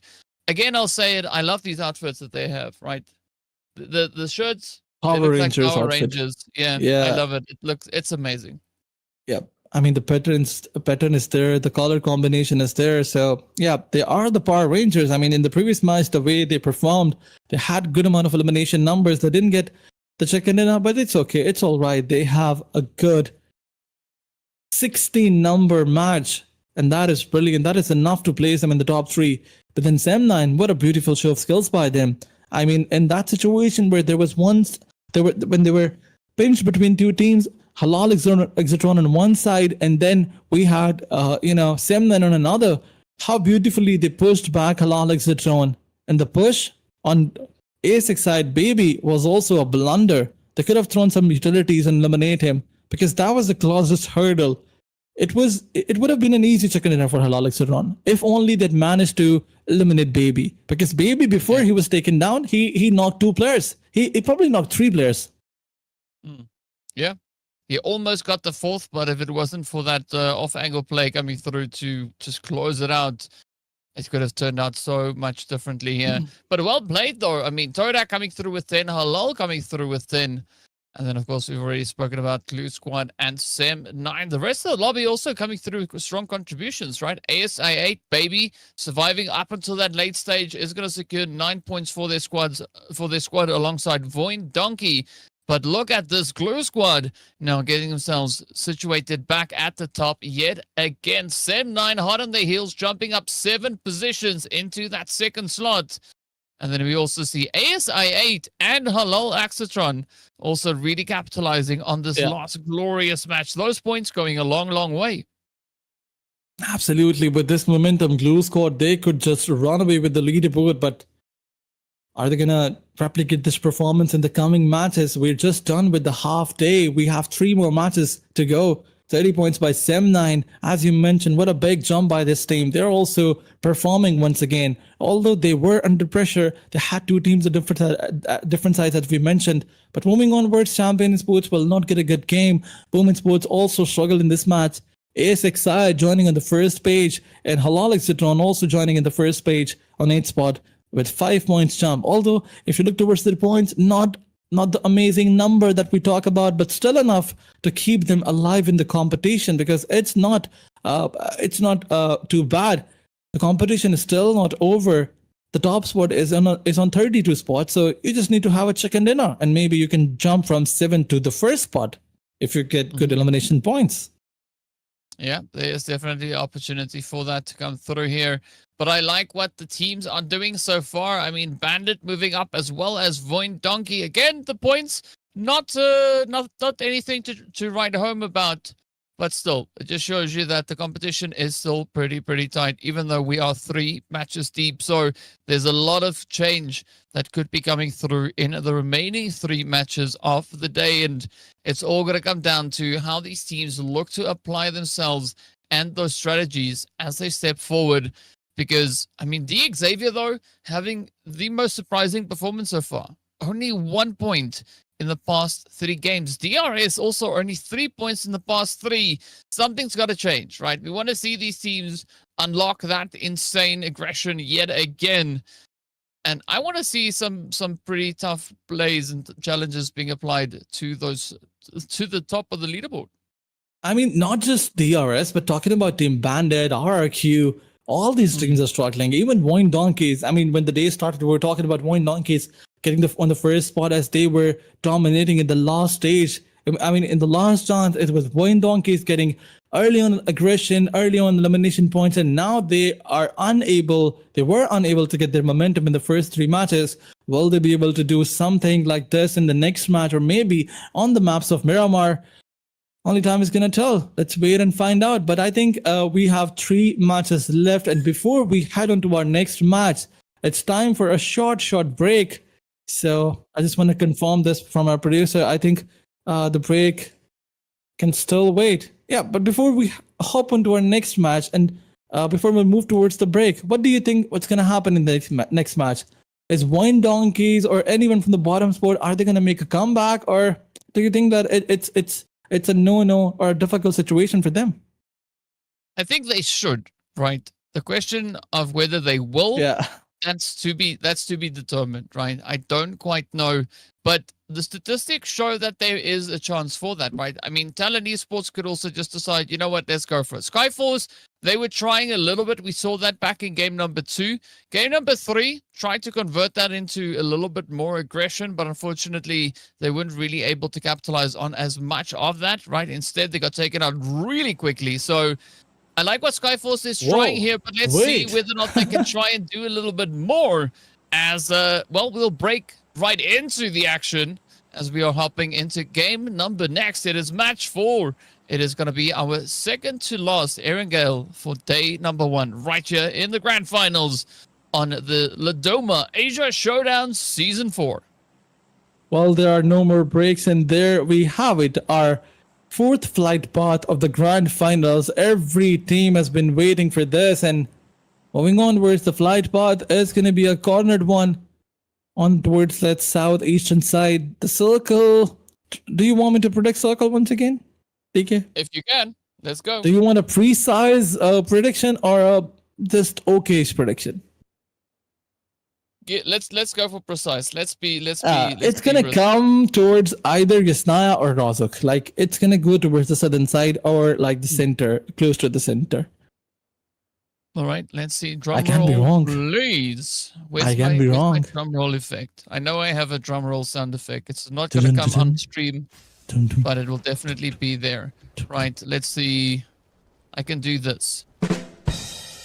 Not quite the same one, but hey, we'll see how this one plays out as the zone is going to get ready to pop. It goes up north to Saverni. I mean, valiant effort. Nice try, Laden. I said Rozuk Yasnaya. I said you Rozuk mentioned side, but yeah, it's maybe it can go down to Rozuk's side, because we have seen some hardship, some circle side. But wait a second, no matter what happens, the drop class is not gonna go. I mean, it's not over until it's over. Skyforce is saying it's not over until I win, and look at this. Once again, Skyforce coming up in a drop clash. Previously, they struggled a lot. They lost their drop clash up against Turca Gaming. Oh, no, Turca Gaming. And on the other side, it's TX versus Bandit going on in Pochinki. Only gotta love these potential exchanges that we could have coming in here. Already a few knocks making their way through that feed, just lighting on up. Bandit already losing 2 players. The Xavier losing 1. Todak, maybe, could have 2 players knocked out. Let's see what Godless is gonna do as Skyforce is coming in with full force up on the top here. Just riding the position. Let's see if the rest of Skyforce can join in onto the party. Now, Godless, good defense here, holding it down. But is it going to be enough? Up comes Icy, knocking on the door. Whoa. Icy, you, either which way, it is going to be a tough play. But look at that, Godless, relentless with the shotty, but does get dropped on down. Oh, love these plays. 999 coming in hot. Cleon coming up with the cleanup. And now, it is just plays all over the place. Now, Skyforce having a lot of pressure on their shoulders. They have to try and bounce back. 2 players up. Sanchir and Icy could still clutch this one. Bandit goes down to 17 teams we are. And the game is on. I mean, you cannot make any mistake now, Skyforce. You gotta watch out. He has a shotgun in his hands. Meanwhile, the revival was there. Godless is revived, and now both the players are gonna push him. He's not gonna let him revive his other teammates. Skyforce, they're gonna go for the hunt. 2 players still alive on 2 different sides. And wait a second, why wouldn't you revive your teammate? Why would you go back? That's a potential mistake by Team Turca Gaming. They could have revived. The Skyforce will confirm 1 elimination point. Now it's a 2v4 situation. Skyforce looking good. Godless with the shotgun. He went for those beautiful knockouts. But look at Halal Exitron. Look at their position. I think no one has any clue about them, and they will definitely surprise whenever someone tries to come out in the open. They are thrown down. Look at them. It's an absolute battleground or a war field over here, because 3 teams are gonna go all in, and HLE is just waiting for them. They're just waiting for any mistake. Let's see, will Halal Axatron come in as the cleanup crew? Or could it be somebody else? I mean, we only have 3 squads on this far southern side of the map, so it could only be one of the 3. Skyforce, though, interesting strategy that we see them adopting here, as the whole team now has positioned themselves in the compound. Icy, Godless, gotta watch out. Very exposed angles. Sanchir and Riley, they have the right idea, but Icy is in dire need of meds. They need to try and get themselves patched up. Now it's going to be 999 holding on the angle there. Hitman locks it in. The third party is now coming through. Cleon is going to be the last one to try and lean on. The pressure is on. Will they survive? Oh, the hits coming through. It is Halal Axatron moving in. Clean up aisle 4. Yeah. Will they be able to pull this one off, though? I mean, one of the player is placed on the backside, and maybe Skyforce have no clue. They have been wrapped around. They don't have anywhere to go. They cannot get away with this fight. From this fight, they cannot fall back, because there is one player, Mad Cat, coming from the container side. Team Skyforce is pinched from different angles. On one side, it's the soul of TDK, and on all the other side, it's Halal Exitron. Now they decided to charge in. I see why. He needs heals. He needs some meds. And Mad Cat has 4x with an M4. How did they get such good load in such short time? I mean, although we saw the drop flashes, before even picking up the loot, both the teams were trying to throw bullets on each other. But now Skyforce, they'll probably make a decision to fall back from this fight. Riley is also low in HP, but he was found by Hitman, and Knock and Finish gonna come in. Now Skyforce is gonna realize that Team Halal Exitron, they are on just every possible corner. Look at ICY, still trying to find some meds, and he is not gonna get his hands on any. Or maybe he did. Yep, that's a good news. Icy healed himself and once again ready to go in this fight, but Halal Exitron, they have the minute advantage. They have wrapped around every corner of Novo Pinoy. No one can go and no one can survive from here. No one can get away from this situation. And once again, DDK, the last one standing, was trying to charge in. Madcat will find him. Madcat will shut him down. Third elimination point to the tally. Easiest elimination point for Halal Exitron. Yeah, but what's not going to be easy will be that rotation back up into the zone. Nexury now also stepping in onto the battlefield. As you can see, they have 2 players up. The knocks have been dealt. And see whether or not Demo can showcase a little bit of a performance here. It is going to be Sem9 coming in hot. Satria and Haikyuu right there. Down goes Beautiful. Demo. An absolutely devastation coming in for Nexury. Down to a solo they are. Example now, gonna get hit. As you can see, Whoa. BTR moving in swiftly alongside them. And again, the pressure is just on.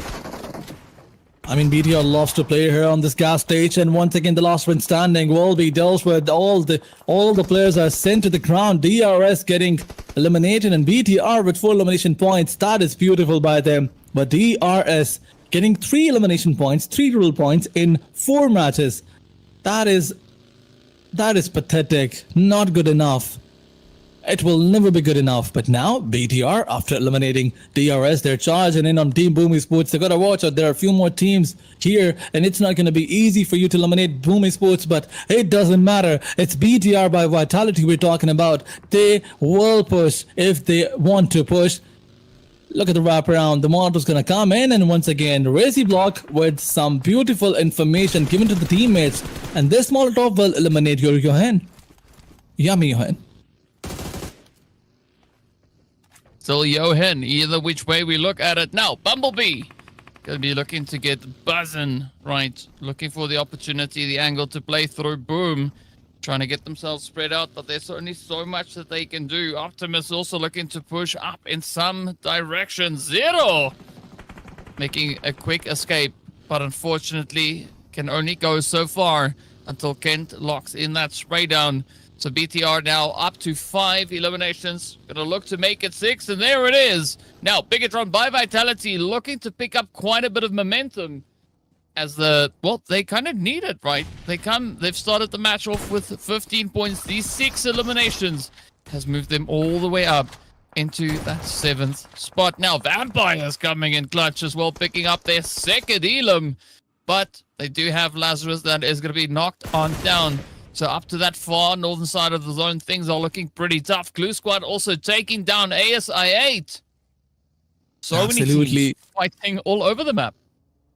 Absolutely. Look at Blue Squad. They have Vampire in front of them, and then there's another team on the map who was trying to rotate from this angle, from this area. Maybe they were looking for some elimination points. Some players knocked out.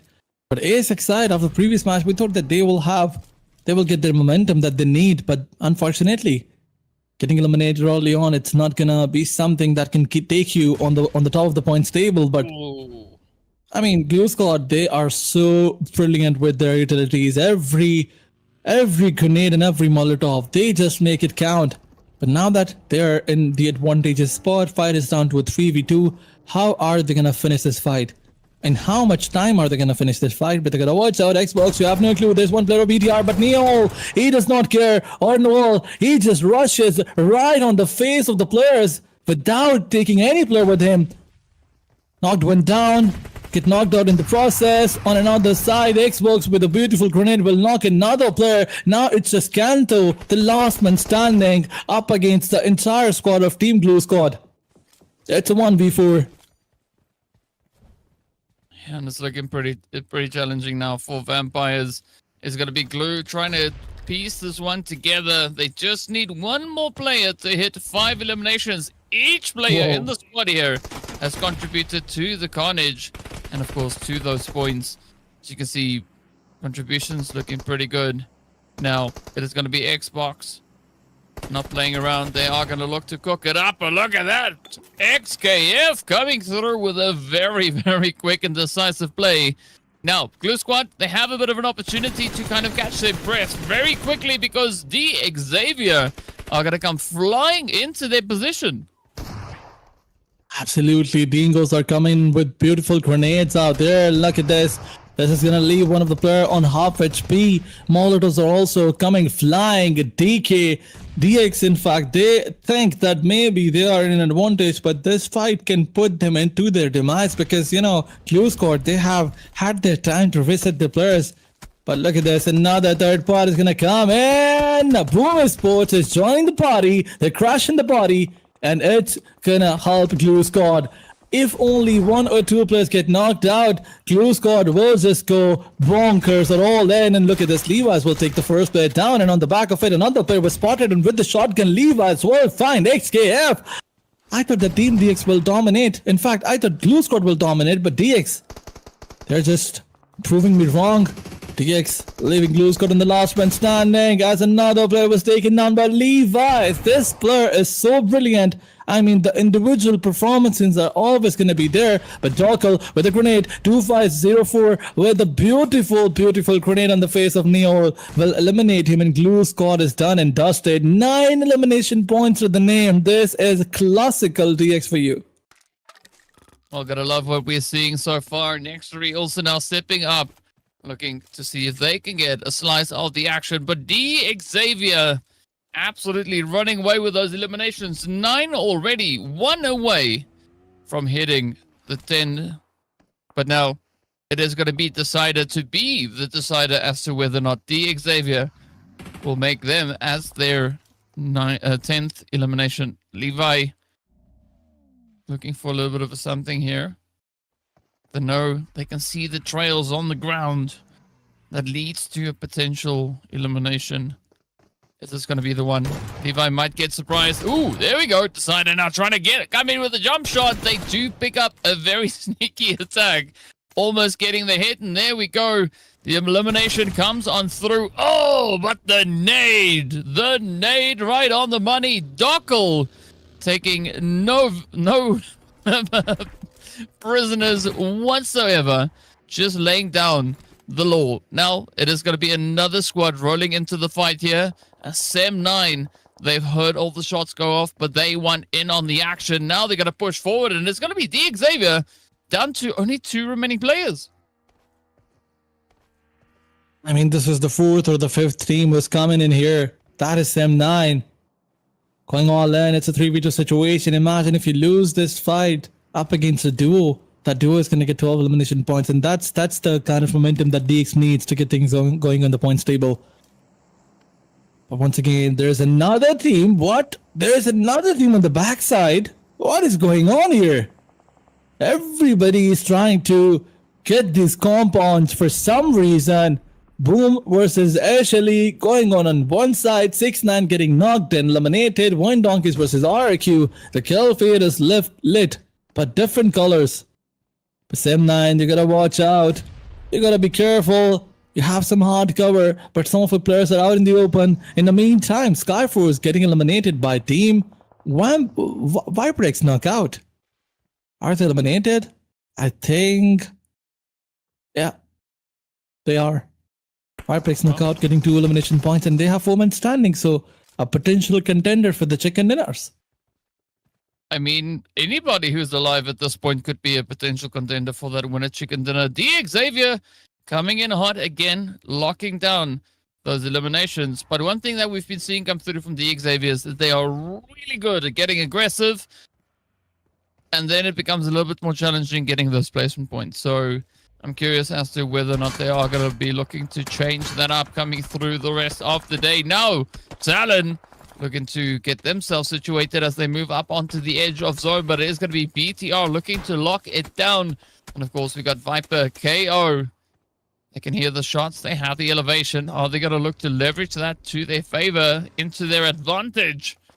We'll find out soon. But up comes Bumblebee, looking to just fortify the position. I like the send right in onto Talon. Will they be able to get the shots, though? Because this is maybe sometimes a little bit of a cheeky angle to try and take. Absolutely, the grenades are gonna go once again. BTR, they want to win this fight. Talon Esports and BTR, they're fighting for the top spots. But here comes a grenade, beautiful grenade. Will definitely take down Yuriko Hainal. The last man standing will be taken down by Bumblebee's grenade, and that's it. Talon Sports, who was looking so difficult to eliminate by BTR, a couple of grenades just got the job done. But on one side, it's One Donkeys versus Wirebricks knockout. One of the players knocked out. Tala coming in with grenade. Rezek is gonna go all in. He has an Uzi in his hands. He faced one player. Tala had no gun in his hand, but here comes the rescue. Here comes Goku. Bot crashing with his vehicle. Rezek is knocked out and finished. Now Wirebricks knockout will get a chance to revive their teammates, but Zeta, he is so far away from his other teammate that he cannot give any cover. Now Pwnbit is gonna spot him. Zeta can do nothing. Yeah, I mean, Zeta is so far away from support that it looks like they are the only one left in this match, right? That is how far away the rest of the team is. But let's see what Pubg can do. Will they be able to get the job as they move in from either side? Oh, the hits are in and down they go. Void Donkey out with 4 eliminations. Pwnbit now going to try and bring M back into the fight here. The Rays will have to come through. Fortunately, there's not going to be too much pressure, so they could still secure that play. Bigatron by Vitality, though, they're not waiting around. They are going to move right here alongside Viper. Goku Bot gets a nade. Sent to them. Ken comes and cleans it up. Beautiful angle indeed. Now Alpha trying to get the heck out of touch, but instead runs right into the lobby. Absolutely, BTR is charging and they mean business. They are just here to dominate it and get those elimination points. And now, 12 elimination points to the backpack, four players up, all 4 players up. The only team in the lobby with a man advantage situation, but Sam9 will be dealt by DX. A 2v3, that's what we were talking about.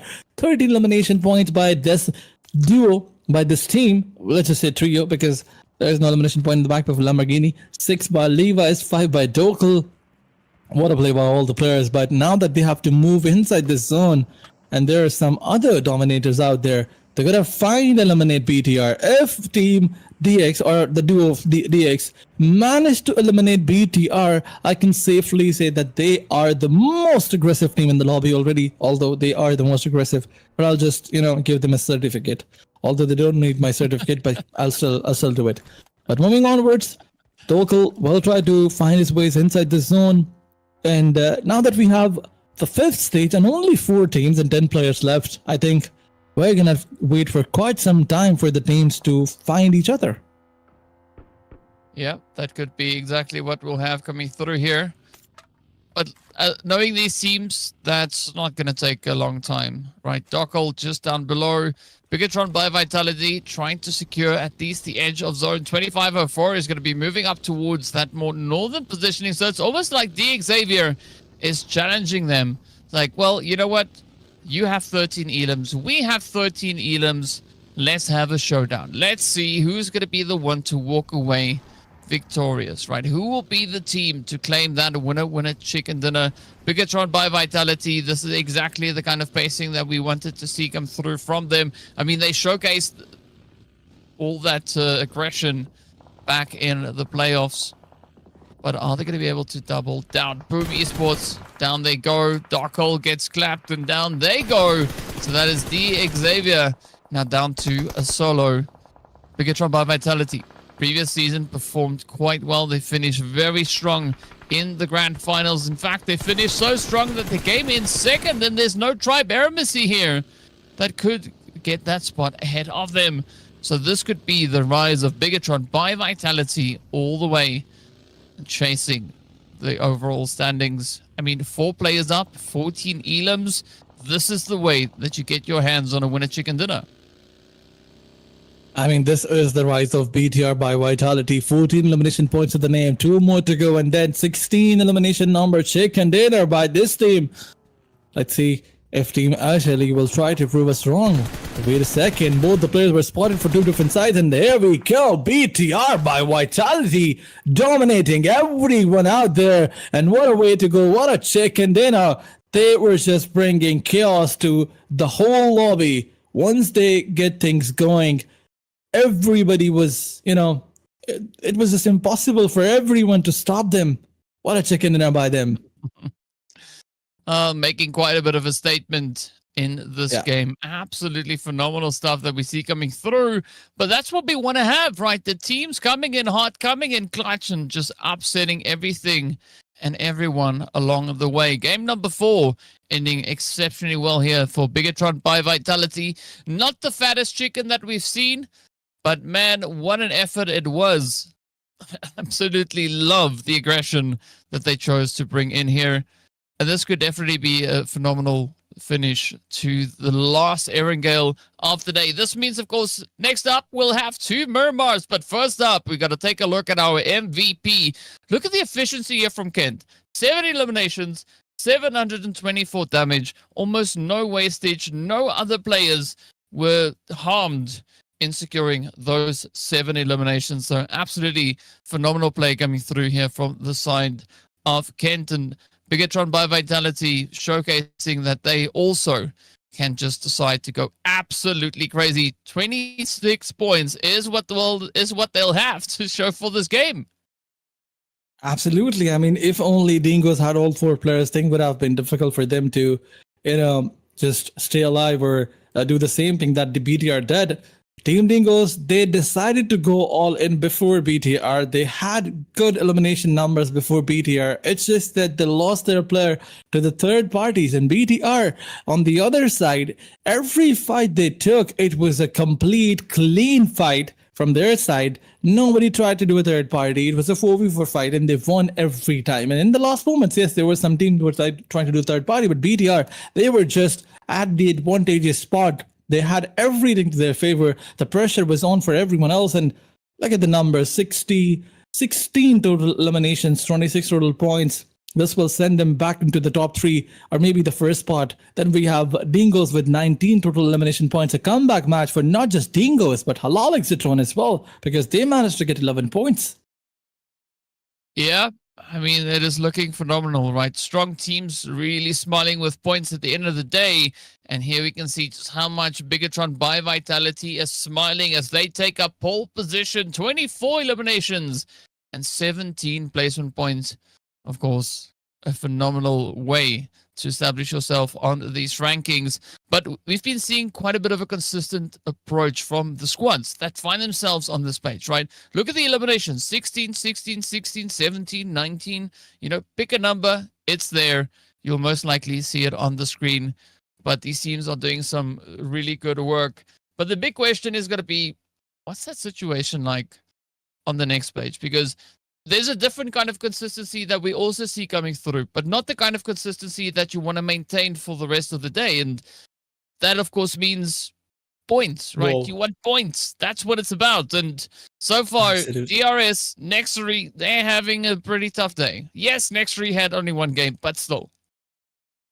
I mean, DRS, they're having a tough time. But Dingoes, look at them. They jumped right from the 17th spot to the 10th spot with 1 good match. And DX, if they keep on doing this, they can find themselves into the top 3. They need 1 more good match like this. Maybe a chicken dinner with 10 to 12 elimination numbers. It will push them to the top 3 spots. But, it's an opportunity for everyone. The day is still far from over. We have 2 matches to go. If you get 40 points in 2 matches, yeah, and if you're on the 16th or 15th spot, your jump is gonna take you to the third spot or maybe top 3. Yeah. But Yeah. what a play by BTR! An absolutely chaotic performance. The lobby was unable to stop them. Although there were other dominators too, but BTR, they just shined brighter than everybody else. Yeah, they shone bright like a diamond, right? But what a way to go. What a way to wrap up our Erangel matches. But that, of course, means only one thing. Next up, we are going to have to dust off that plane before we take the approach moving into Murmur, because it is going to be sand. It is going to be quite a bit of an opportunity for teams now to play the upset, right? So this is that chance for the teams sitting lower on the standings, especially looking at 14th place downwards. This is going to be that opportunity for them to try and bounce back. I'm talking to DRS, I'm talking to Bandit, RRQ, and of course, Nextory yet to show us what their Void kind of Donkeys. approach is coming in. Yeah, Void Donkey right there in 14th position on 15 points. But this is that opportunity for the teams to make a statement, right? Nextory, yes, they had 1 game. They were falling behind a little bit, but coming into game number 5, they can bounce back. Absolutely, but there is one thing that Team DRS needs to work on, and that is the drop clashes. In every other match, they're going for those drop fights, and that's where they struggle a lot. That's when they lose a drop fight and they get nothing out of it. Talk about the previous three rankers, they had drop fights and they lost every time. So Yeah. I think that's the reason why they're struggling. So many teams coming up in the drop fight. This time around, Bandit also lost the drop fight to Dingos, although they managed to win 2 times. But losing the third time is the main reason why they're not here in the top spots. But even when they were winning their drop fights, they were losing their play. So I think there's no point taking in drop fights. If you're practicing for PMGC or Esports World Cup or PMSL or any big tournament, and you think or you know that you will not take a drop fight in those big tournaments, then what's the point of doing this in here? I mean, what's the point? If you're not I gonna agree. do something in the grand finals, why are you practicing it? Yeah, if you're not going to use it, then why do it? Even in the first place, it makes no sense. But hopefully we can see a little bit of a change in that dynamic come through as we continue, not only with today's matches, but also the remaining 2 days, right? Because as we know, these teams, they have a lot of capability. They've showcased a lot of their talents, and we know that they can play phenomenal PUBG. We just want to see it, right? Bring it out. Show us why there are, viewers in the chat going crazy, shouting out your name, saying, "You're so great."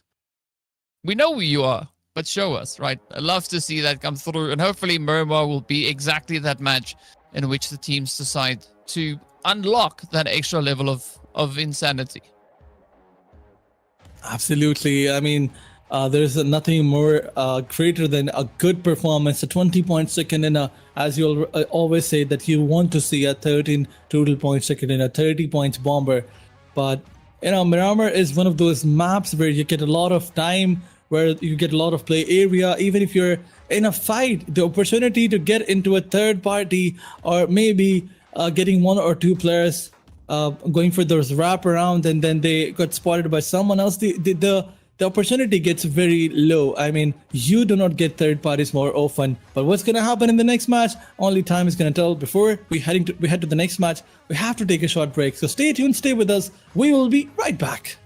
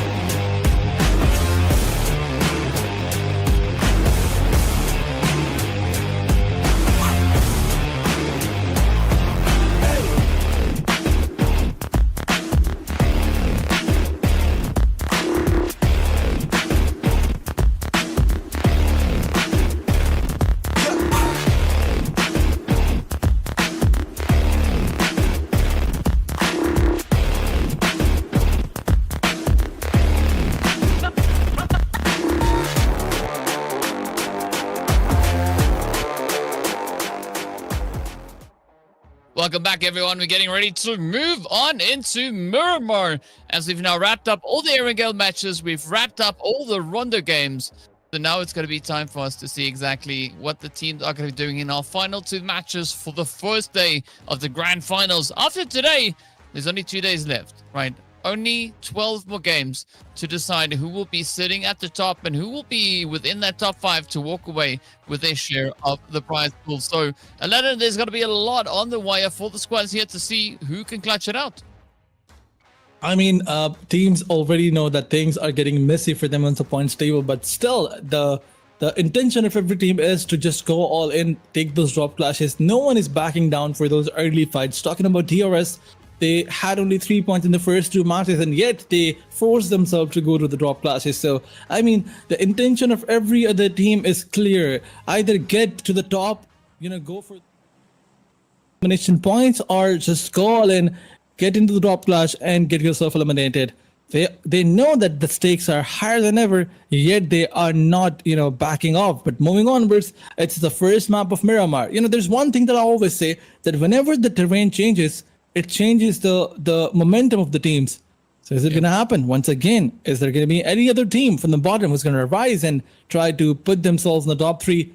Only time is going to tell. But talking about the drop clash, in fact, talking about the flight path, it's going to start from Campo Militar, ends on Nadrellia. Let's see. Let's wait and find out if there's going to be any drop clash, or the teams are going to realize that, no, I think it will be over if we do this, if we keep on doing this. I mean, Sim9 and Boom, right? They're getting ready for a little bit of a showdown, so I'm not going to say no to that. So we'll see who else could be looking to step up to the challenge. And I'm curious as to whether or not anybody is going to drop into La Driera and this southern positioning here. Of course, we'll find out soon as the teams are still getting off the plane. See where they'll go and where that zone is going to be taking us. I mean, you've hit some of the predictions pretty on point as to where that zone is going to be taking us. But let's see. Leones. Los Leones. All right. Look well, at there this. we go. Puerto Pareso is going to be smack center zone. I mean, the last time we saw this, of course, was back in was back on day Last 1. chance. Last chance. On day 1 of Last Chance. Yeah. Yep. Whoa. Ooh. Bat bike? What do we call it? I don't know. That's Batman's motorcycle.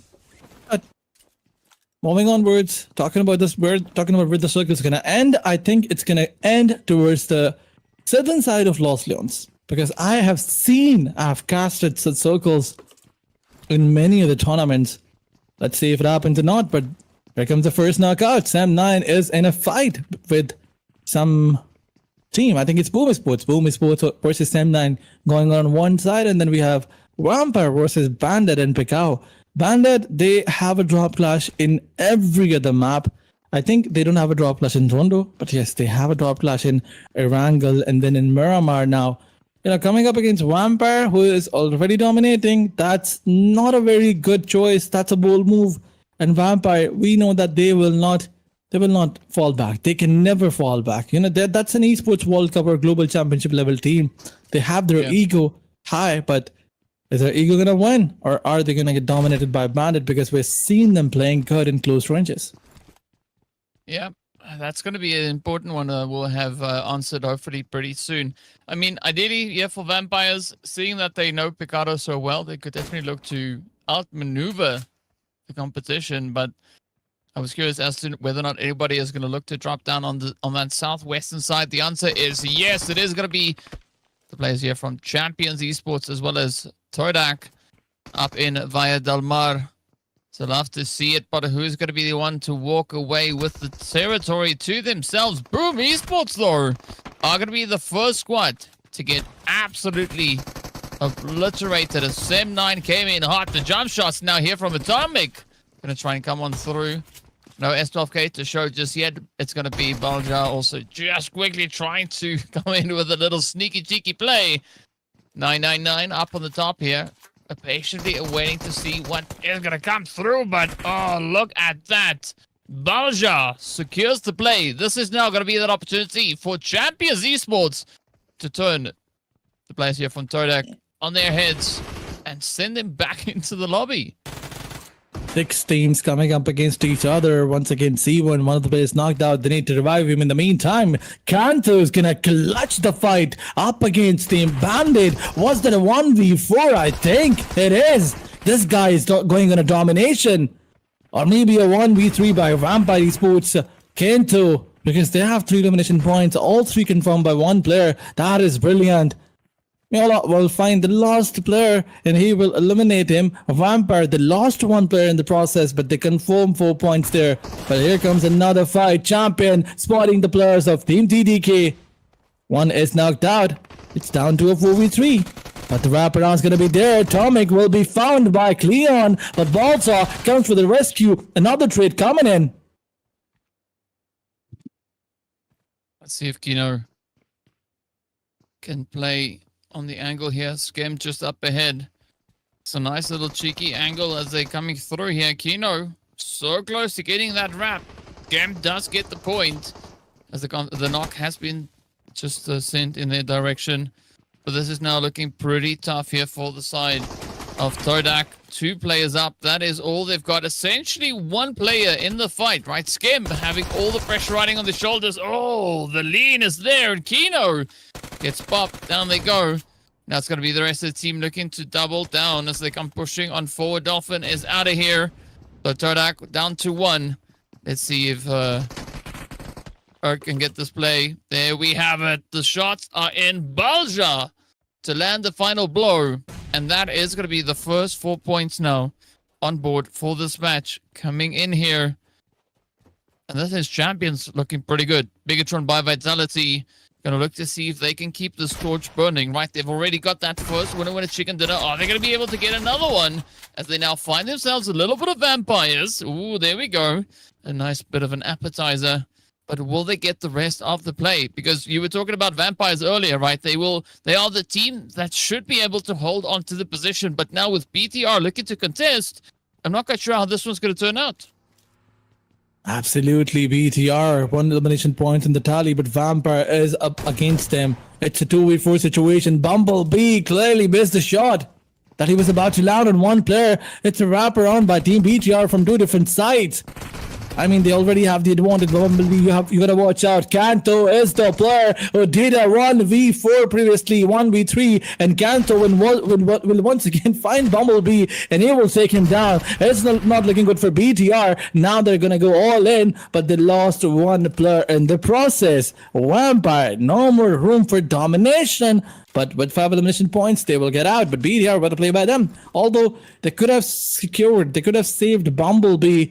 If only he couldn't. If only he was with his teammates. I mean, he decided to push all in. He was alone here. And the teammates were not here, and that's the reason why he got eliminated. And Kanto, how could you stop someone who was running it down on every other player? He did a 1v3, and he certainly eliminated 1.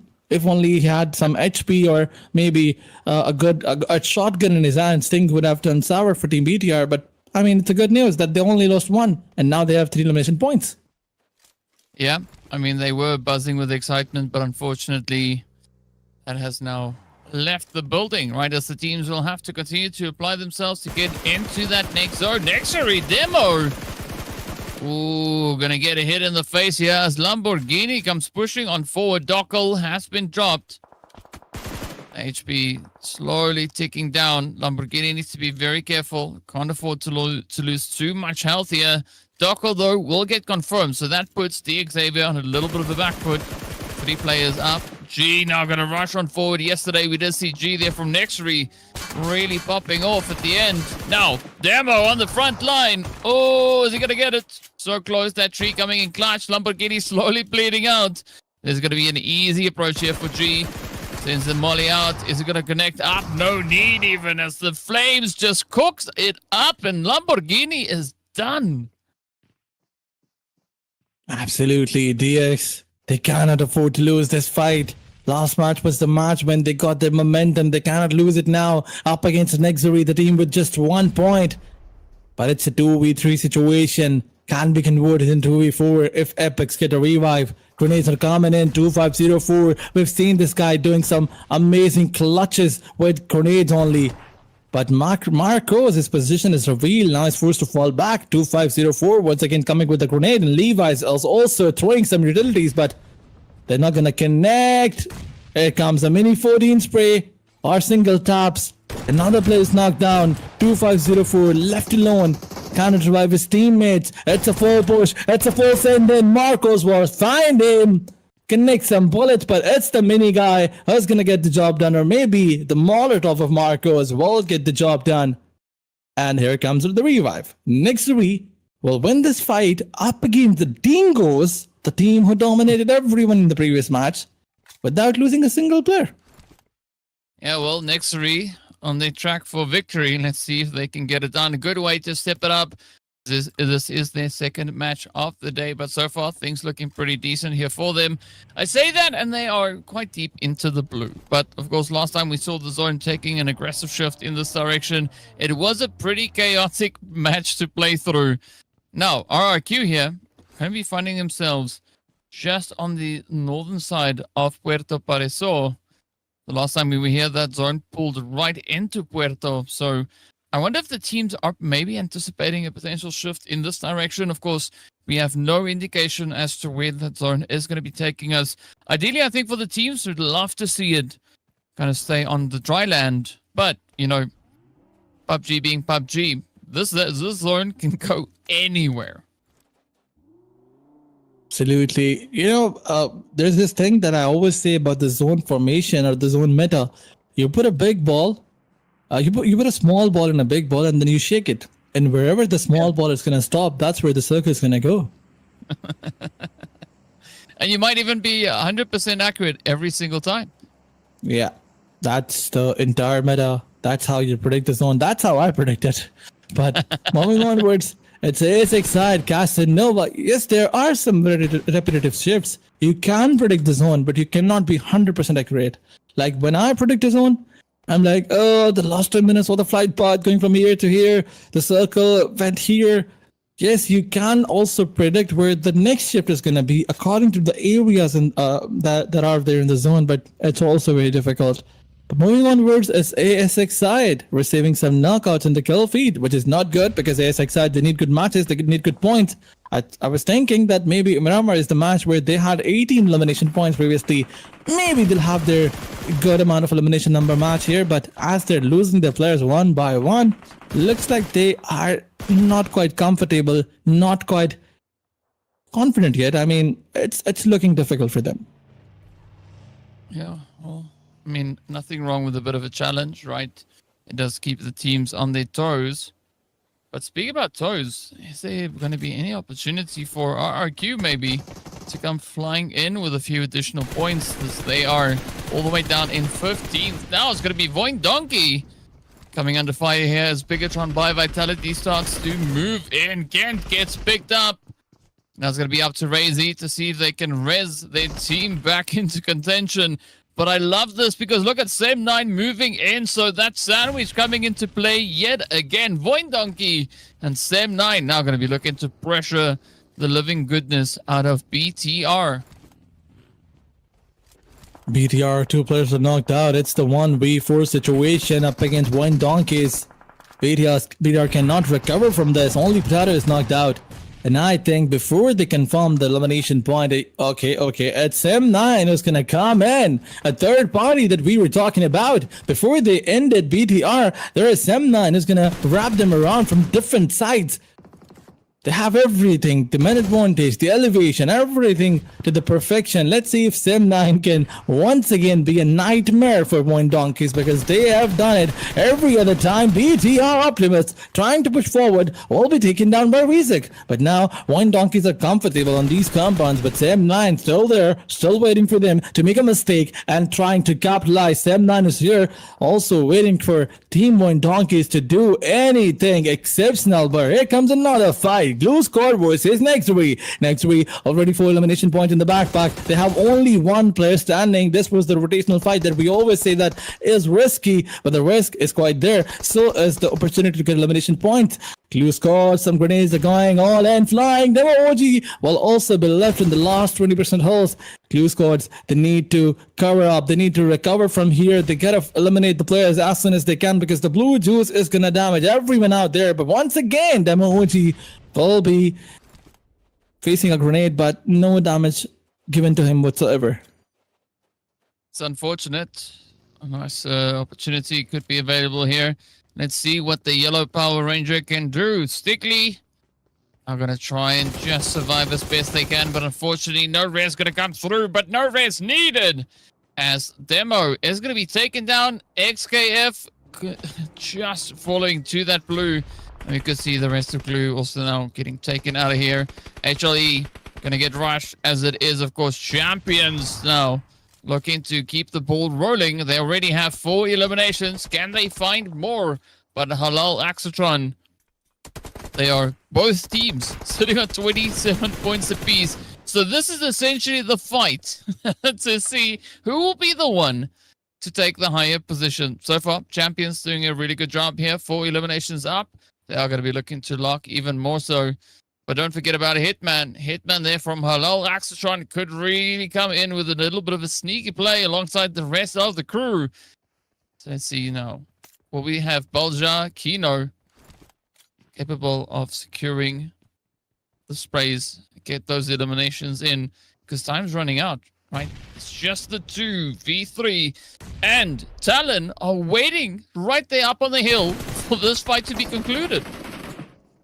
Absolutely, but wait a second. Goku Board coming at the kill feed, popping some edge with the AWM, but Seaman Esports are going to spot the players of team HLE, or maybe it's Sound Esports coming for the third party, but Balja will steal this elimination number away. But wait a second, another player is so close, the combat is going to be breached, and Balja, he needs to realize that there's the one player on top of this compound. You gotta eliminate him first. Look at Kinu. He's going all in. On the back of it, Balja is giving the support that is needed by Kinu. Grenades are coming in from both sides. Hitman is not gonna survive. And look at this. This will send him back to the lobby. Or wait a second. It's not. But Kinu once again moves forward.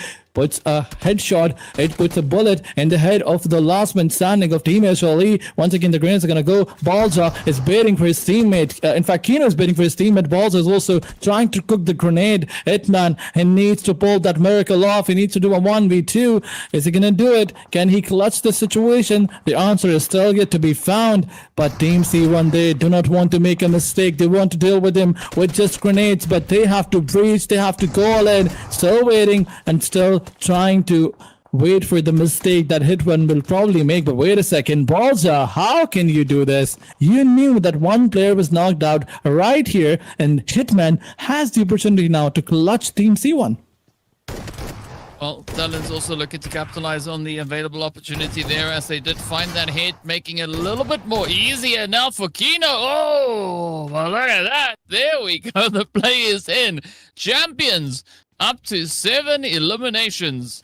Of course, helping the players there from Halal Axatron right back into the lobby.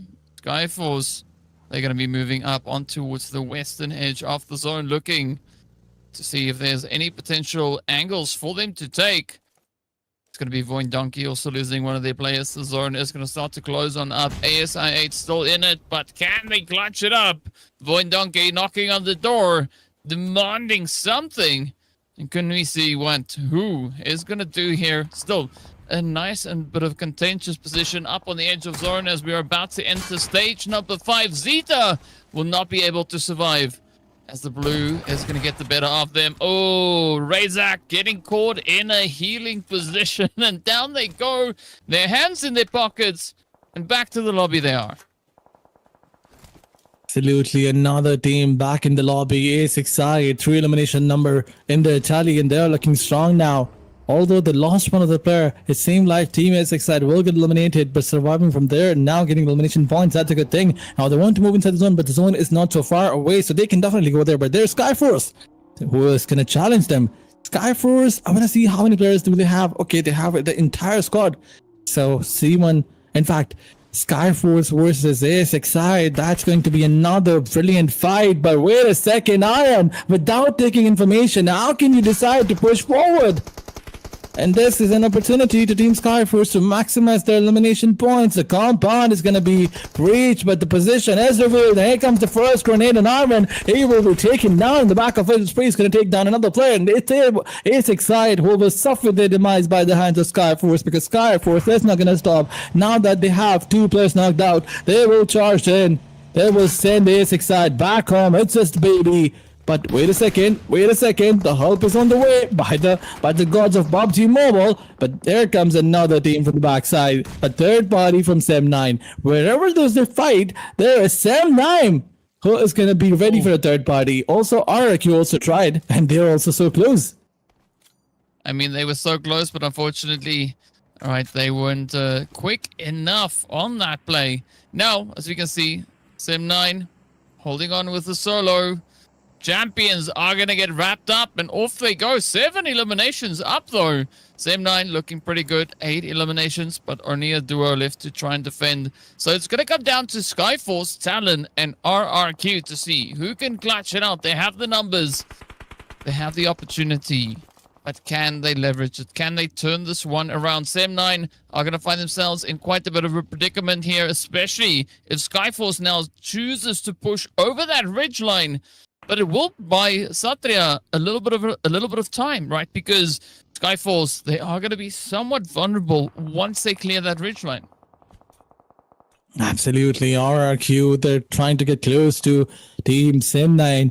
On the other side, Skyforce, if they throw one good grenade, it will be over for Sem9. Try out. I mean, Satria is in the back lines, but he can do nothing. He cannot revive. Only he can spot down the players of Skyforce if they try to move forward, but the position was not known. Now that it's known, Skyforce is not going to make the same mistake. But wait a second, try out, taking the leap of faith. You gotta watch out. RQ is still there. Lapar, or maybe someone else will get spotted by tryout, and he will find another player. But wait a second, Sem9 compromise from 2 different sides. RQ on one and Skyforce on another. But wait a second, RQ has decided to charge in on Team Skyforce. That's not looking good for Skyforce. They're getting pinched from 2 different sides. ICY will find Satria. He will take him down. I mean, you have 2 players only. How can you decide to slam in like this in a team that has 4 players?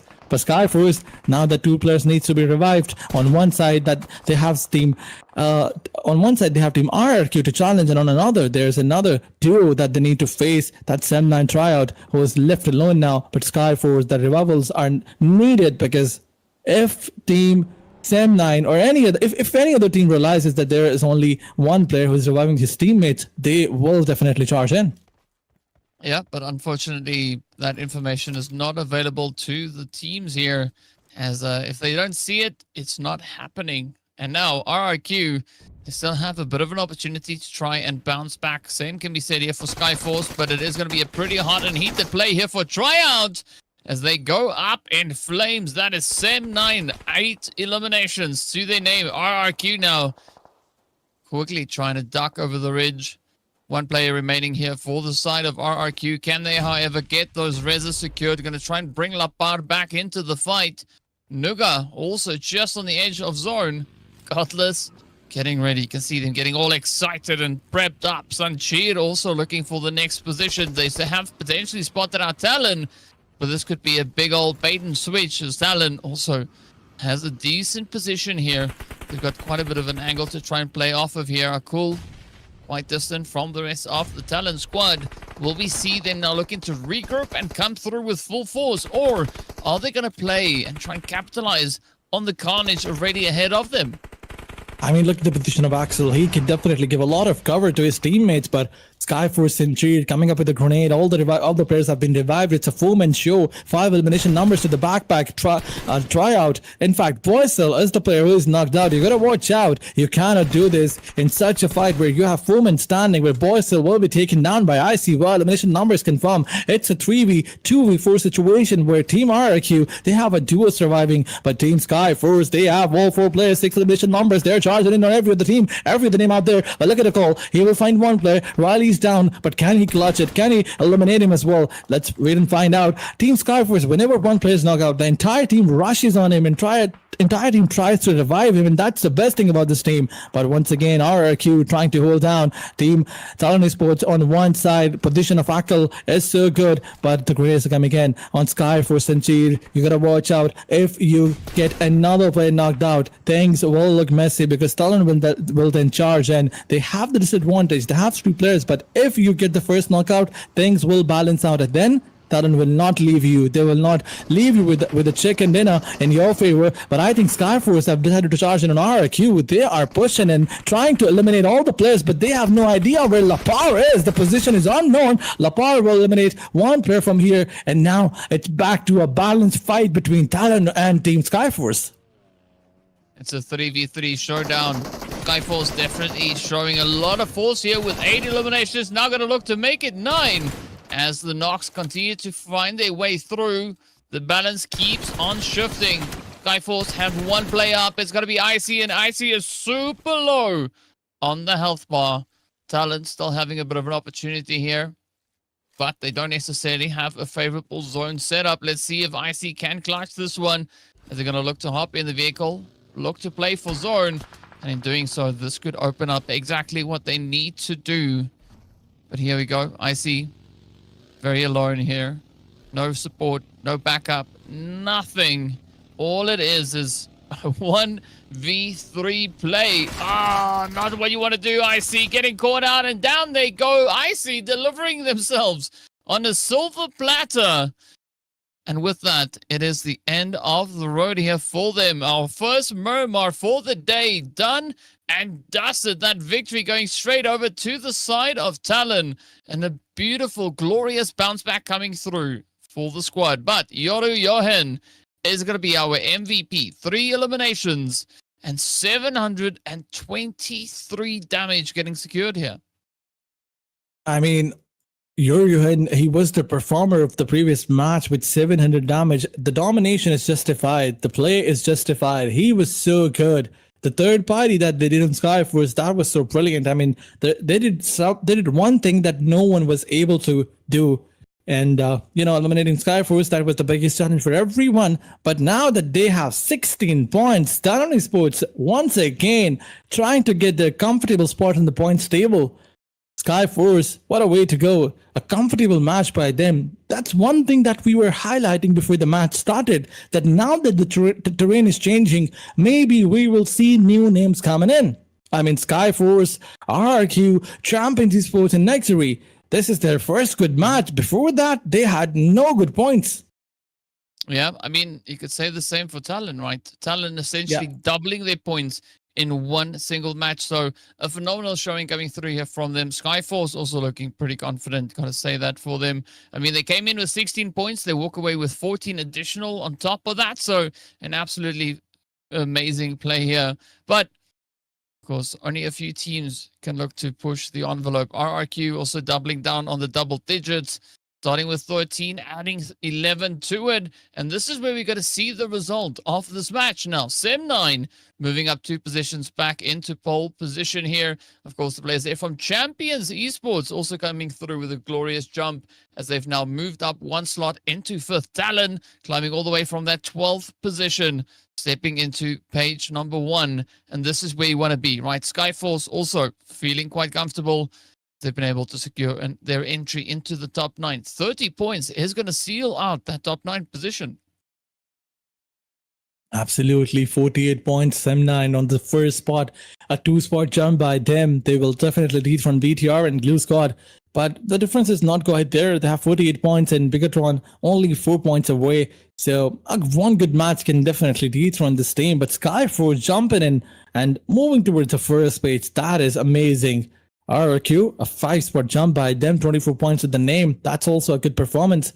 But then we have Turca Gaming, Ace Excite, Viprex Knockout, who need to step up big time because this is the grand finals. If you don't get enough points in the day 1, the first spot, the podium will be compromised. You gotta make a comeback, and you gotta make sure that you end your day in 35 or 40 points at least. Yeah, it's going to be a tall order and quite a bit of a push. will have to come through on this. But yeah, that wraps up our first Murmur. We've got one more Murmur to go, and an interesting place my camera decided to freeze on that one. But hey, you know, we'll take everything that we're given here. And of course, speaking about what we're given, we are going to be taking a very quick break, and we'll be right back with the final match of day number 1 right here in the Grand Finals. Stay tuned.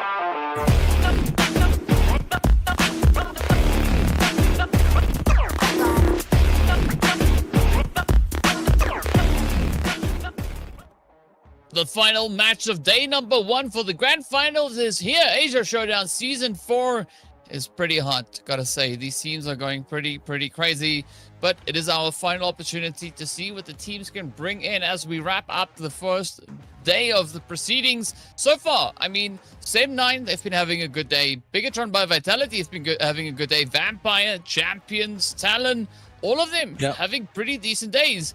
But we want to see the teams that have not yet had a good day to step it up, right? And of course, looking at the points, there's still a lot of opportunity for teams to make major upsets. I mean, even if you look down to that 15th position, right? D Xavier coming through on 20 points, they can look to play for the upset, right? If they get a winner chicken dinner in this next match, they are well situated within the top standings coming through to the end of day number 1. But we are going to find out pretty soon what these teams will have to do and how they're going to get to do that as we move into our flight path here. I'm curious whether or not there's going to be a little bit of that water play coming in yet again, as we did see that in the previous game. Well, talking about the flight path, I think the kind of the flight path that we have here, the circle will probably go towards the northwestern side or maybe northern side. It's not going to go down. It's not going to go south. It's not going to go towards water. So, yeah. I'm sorry to kill your excitement, but it's not gonna go there. That's what I think. It can go there. It's not 100% sure. I'm not 100% sure.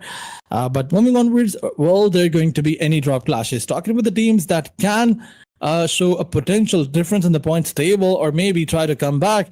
It can be DRS Gaming, Nexury Esports, Bandit, D Xavier's, Wine Donkeys, Viper, anyone. If any one of them can get a chicken dinner, they can certainly be on the first page. But Team Nexury Esports and DRS, they need it more than anybody else. And DRS, they only have 3 points in the previous 5 matches. But wait a second. I'm sorry. I would like to apologize. It's not a northern circle. It's a southeastern circle, and the water play is coming in. So what I think is, Miramar circles are broke now.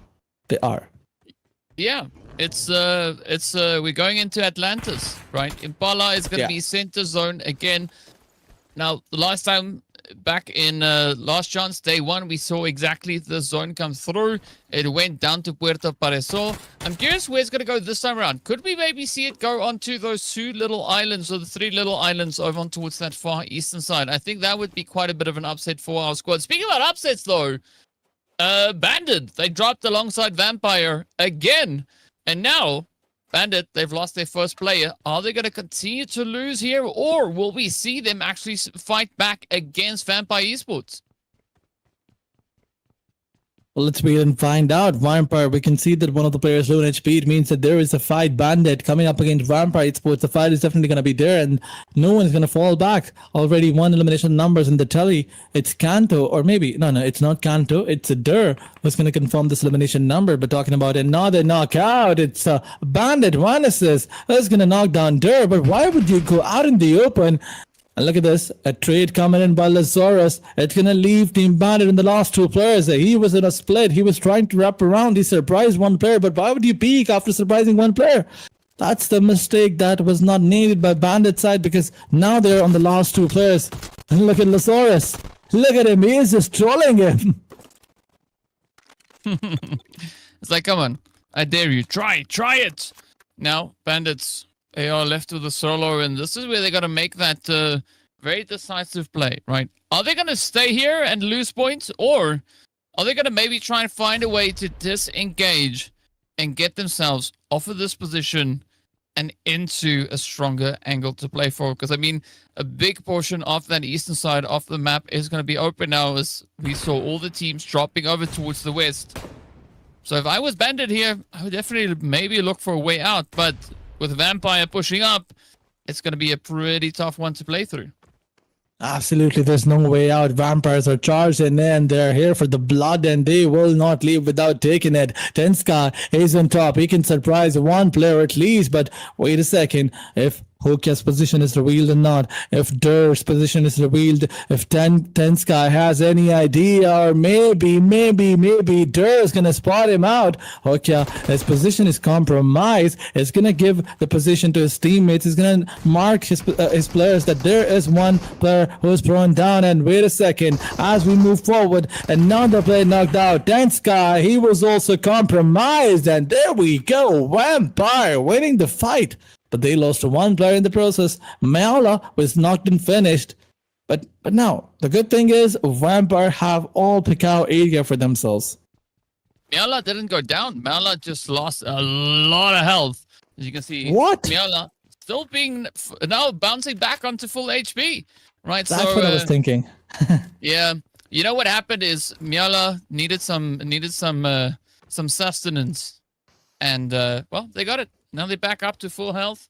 A beautiful dose of HP getting sent their way. So for Vampires, this is exactly what they wanted to have, right? Get those eliminations, and now they can continue on with the carnage. In the meantime, it is going to be the players here from Viper being one of the first teams to get situated up into Impala.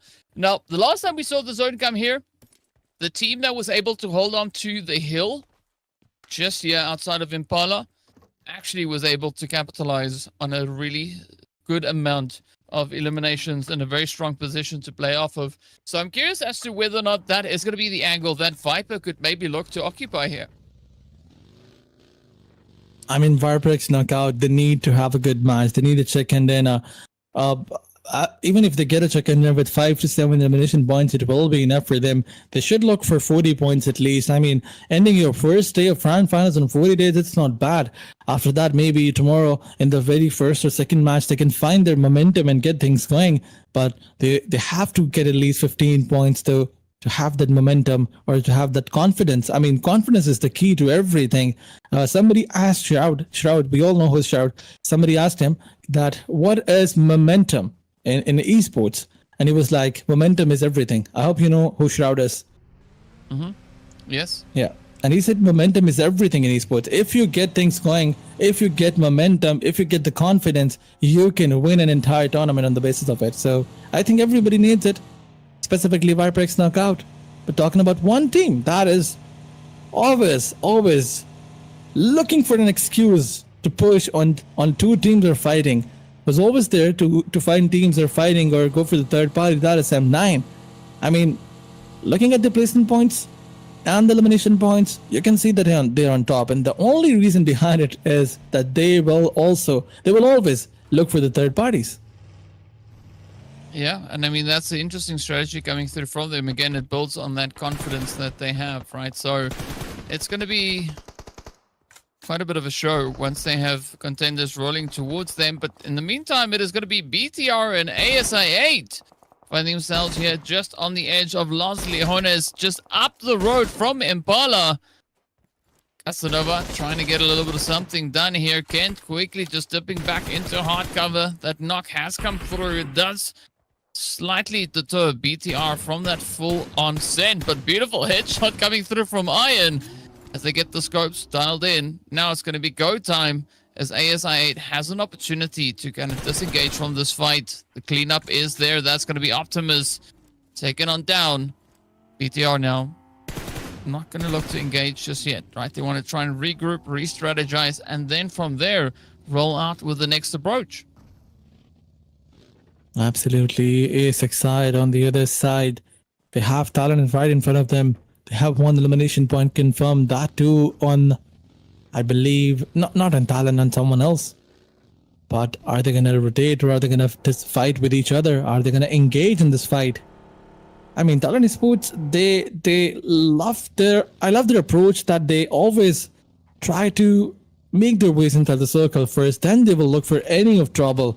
They will never go all in for those elimination numbers and lose their players in the process. There are some teams that are doing it, specifically DRS. And DRS, did they join this match? I don't think so. I don't see them. They didn't even join this match. They've lost their confidence. They think there's no way back. There's no way for them to make a comeback.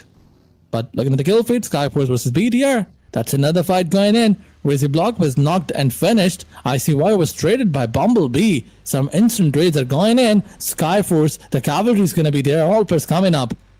Coming in and help their teammates. And look at this. RRQ will also be spotted as they were trying to make a third party. And then there's Halal who's also joining the fight. Was also trying to crash the party. Well, nice play here. Nice angle coming through from Skyforce, capitalizing on the ridge line here in the crater. Yeah, Sanchir, that's one way to really get down that mountain. But you got to watch out for the roll as the shots come through, and a big oopsie being made there by Sanchir. Also just delivering themselves on a platter to the teams ahead. Now it's going to be Riley and Godless looking to see if they can maybe change up that play. Ooh, hello, Axatron though, moving in onto Bigatron by Vitality, and now Kent and Bumblebee will have to defend as the rush is real, it's on their doorstep. But so many angles to keep a tight eye on, because you can see they continue to connect on through. Bumblebee, the last one left, managing to quickly patch up that health bar. Again, having to do that as the shots come through right there. Oh, hello, Axatron. Oh, down they go though. Finally, a headshot delivered in the last man standing, and Bumblebee with a 1v3. BTR will live to see another day, but wait a second. Is someone from the close side will try to step up?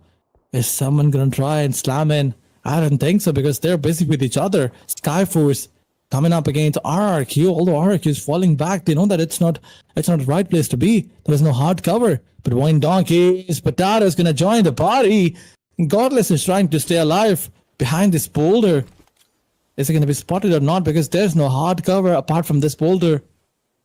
From any different angle, he can be spotted over here. But Skyforce, they got to find a hard cover. They got to find some compounds. One of the player has a vehicle. I mean, it's Riley who has a vehicle who can come back, maybe take him, rescue his teammate, go back to the hard cover. In the meantime, it's 999 who's making some knocks, taking some players down and confirming them on Viperx knockout. Viperx knockout, where are they? I want to see them. I want them to perform in this match, because that's one of those teams from Pakistan side who I really want to be in the top 3 when this competition ends. But for now, both the Pakistani teams are struggling. And there are some Nepali teams too, and they're also struggling. Look at the points table. No Pakistani, no Southeast Asian team, no Central South Asian teams here. Only C1 on the 5th spot. Ooh. Yeah, that's going to be an interesting one. Let's see. Maybe they can change that up still. We do see M getting taken down there from Boom, as Todak now looks to get cooking here. But are they going to be able to get that play? It's going to be Yumi just dipping out of harm's reach. You do find Dolphin. Quick little hit there, but Dolphin not getting confirmed. It is going to be a 4v1 push, so this could now spell quite a bit of disaster here for HLE. No, that's Boom, sorry. Come on, who's going to get it? Boom, just on the edge. 999 could almost get that play, and there we go. Dolphin bouncing back, getting knocked, brought back, and then to take down the player who got the knock in on them. So a nice bit of a comeback story on that one. Meanwhile, Talon, they are now finding themselves in a bit of a pressure situation. It is going to be the angles getting pushed onto them now. Axel, quick response, does get the hit in. Vikings now starting to fall. And let's see, can they make it out before Nexury comes rushing in? I mean, let's wait and find out. Team Nexury Esports are also trying to hit from the eastern side, from the same side. But then we have a player of Vibrace knockout roaming around, trying to find a hard cover. It's Khan for 20. We're so close to Team Talon Esports, but there's no hard cover. He's out in the open. He's trying to make his ways inside the zone. He's the last man standing. Some shots were landed on him. He was low on HP, trying to heal himself. This player is trying to survive, but here comes another push. Steven versus Team Nexury Esports.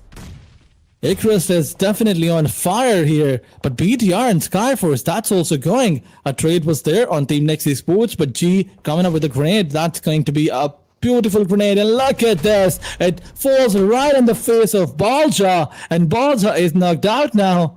What a play by Team Nexury Esports. They're trying to revive Epics, and then they will go all in, and now the player Atomic is knocked out. It's the last man standing. East Icarus, whatever the name is, he has the responsibility now. Nexus Sports is going all in. And will they try and confirm this last player? The revival was there. The healing is also here. They're trying to heal themselves, and now they're pushing on the last man standing. A grenade goes in. What are you gonna do? Are you gonna try and knock one player? And if he does, he will definitely go for the confirmation. Well, if it is Icarus, you know what the story is about Icarus, who flew too close to the sun. Could this be exactly that play now as the push comes through? Yep, it seems like that was exactly what was going to happen. Champions Esports getting sent back with no points to show for this game, as there's no placement available just yet. Turca could also capitalize on a bit of an opportunity as we have them just on the side. Glue Squad, though, is going to face the music here as the blue zone has caught up with them. 2 players left to try and contest. As you can see, Hexa just on the side alongside Xbox. Again, that crater could be going a long, long way here for D Xavier. You got 2 players left, Levi and Dockel. So it is a fair fight for them. But it is going to be Glue now looking to get those reses secured, right? They want the players back. They want to try and come back with full force. Baby did sneak in a quick elimination there. As you can see, ASI8 also contributing to the carnage, reaching in all the way from that far southern side. So Glue in a very, very sticky situation. Absolutely. DDK versus M9 going on one side. Dokal trying to stay alive, trying to push on Glue Squad. One of the players knocked out. Although revival is not going to be there because Glue Squad, they're focusing on going into the zone. They know that staying outside and fighting the blue juice is not going to be easy. Fighting the blue zone is also difficult. But Dokal going for the confirmation, needs that vehicle that is right in front of him. Once again, DX will try to find their ways inside the zone, but they have to deal with this solo. A beautiful grenade is definitely going to damage him. Hexas down on the 5 or maybe 10% health, and one more grenade, and is he going to go down? Yes! Beautiful grenade. Right in the target by Casanova. It's going to eliminate Glue Squad. A6 side is looking so good in this match. Look at this. Who on a beautiful position. Will find another player. It's DX. That is on the run now. The carnage and the chaos is on them by Team A6 side. One more time. As Spray's gonna go. Dokal is left on last few HPs. Last few bullets connected, and Dokal will be taken down. It's who will get another elimination point. A6 side on the charge, and they have 6 elimination points. Ooh, the fight's not going to stop anytime soon, and Skyforce also will get wrapped up. That is Biggitron by Vitality now bagging their 5th elimination. So they could still be quite a bit of an opportunity, as we can see ASI just holding up onto that crater positioning. So La Bendita definitely super, super hot with all the chaos, carnage, and mayhem unfolding right here. We do see Vampires also still holding steady here with Centaur, the last one left. Not a single elimination has been found just yet for them. Can they get the job done? They got the M4, they got the Shoddy, so they're ready to roll. BTR going to be applying a little bit of that uncertainty here, as anything can go boom at any point. But it's interesting to see the angles now being played here by ASI8, right? They are going to be opting for a little bit more of a southern positioning here. They have to get the players back up on their feet, but here we go. Yep, there we have it. It is going to be Talon getting run on over. So Casanova, not only good with the ladies, but also good with, sending players back into the lobby. I mean, ESC is so good when it comes to sending players back into the lobby. 8 elimination numbers to the name. A6 side looking tougher than ever. Now they've decided to move inside the zone. I mean, there is no challenger who's going to stop them from getting inside the zone, but there is one team right in front of them. They got to watch out. And that is RRQ coming in with the grenade. Baby is knocked out. RRQ sending some beautiful, beautiful missiles out there. But A6 side, are they going to try and revive their teammate? Baby's position is compromised. Some smokes were popped in, but no good.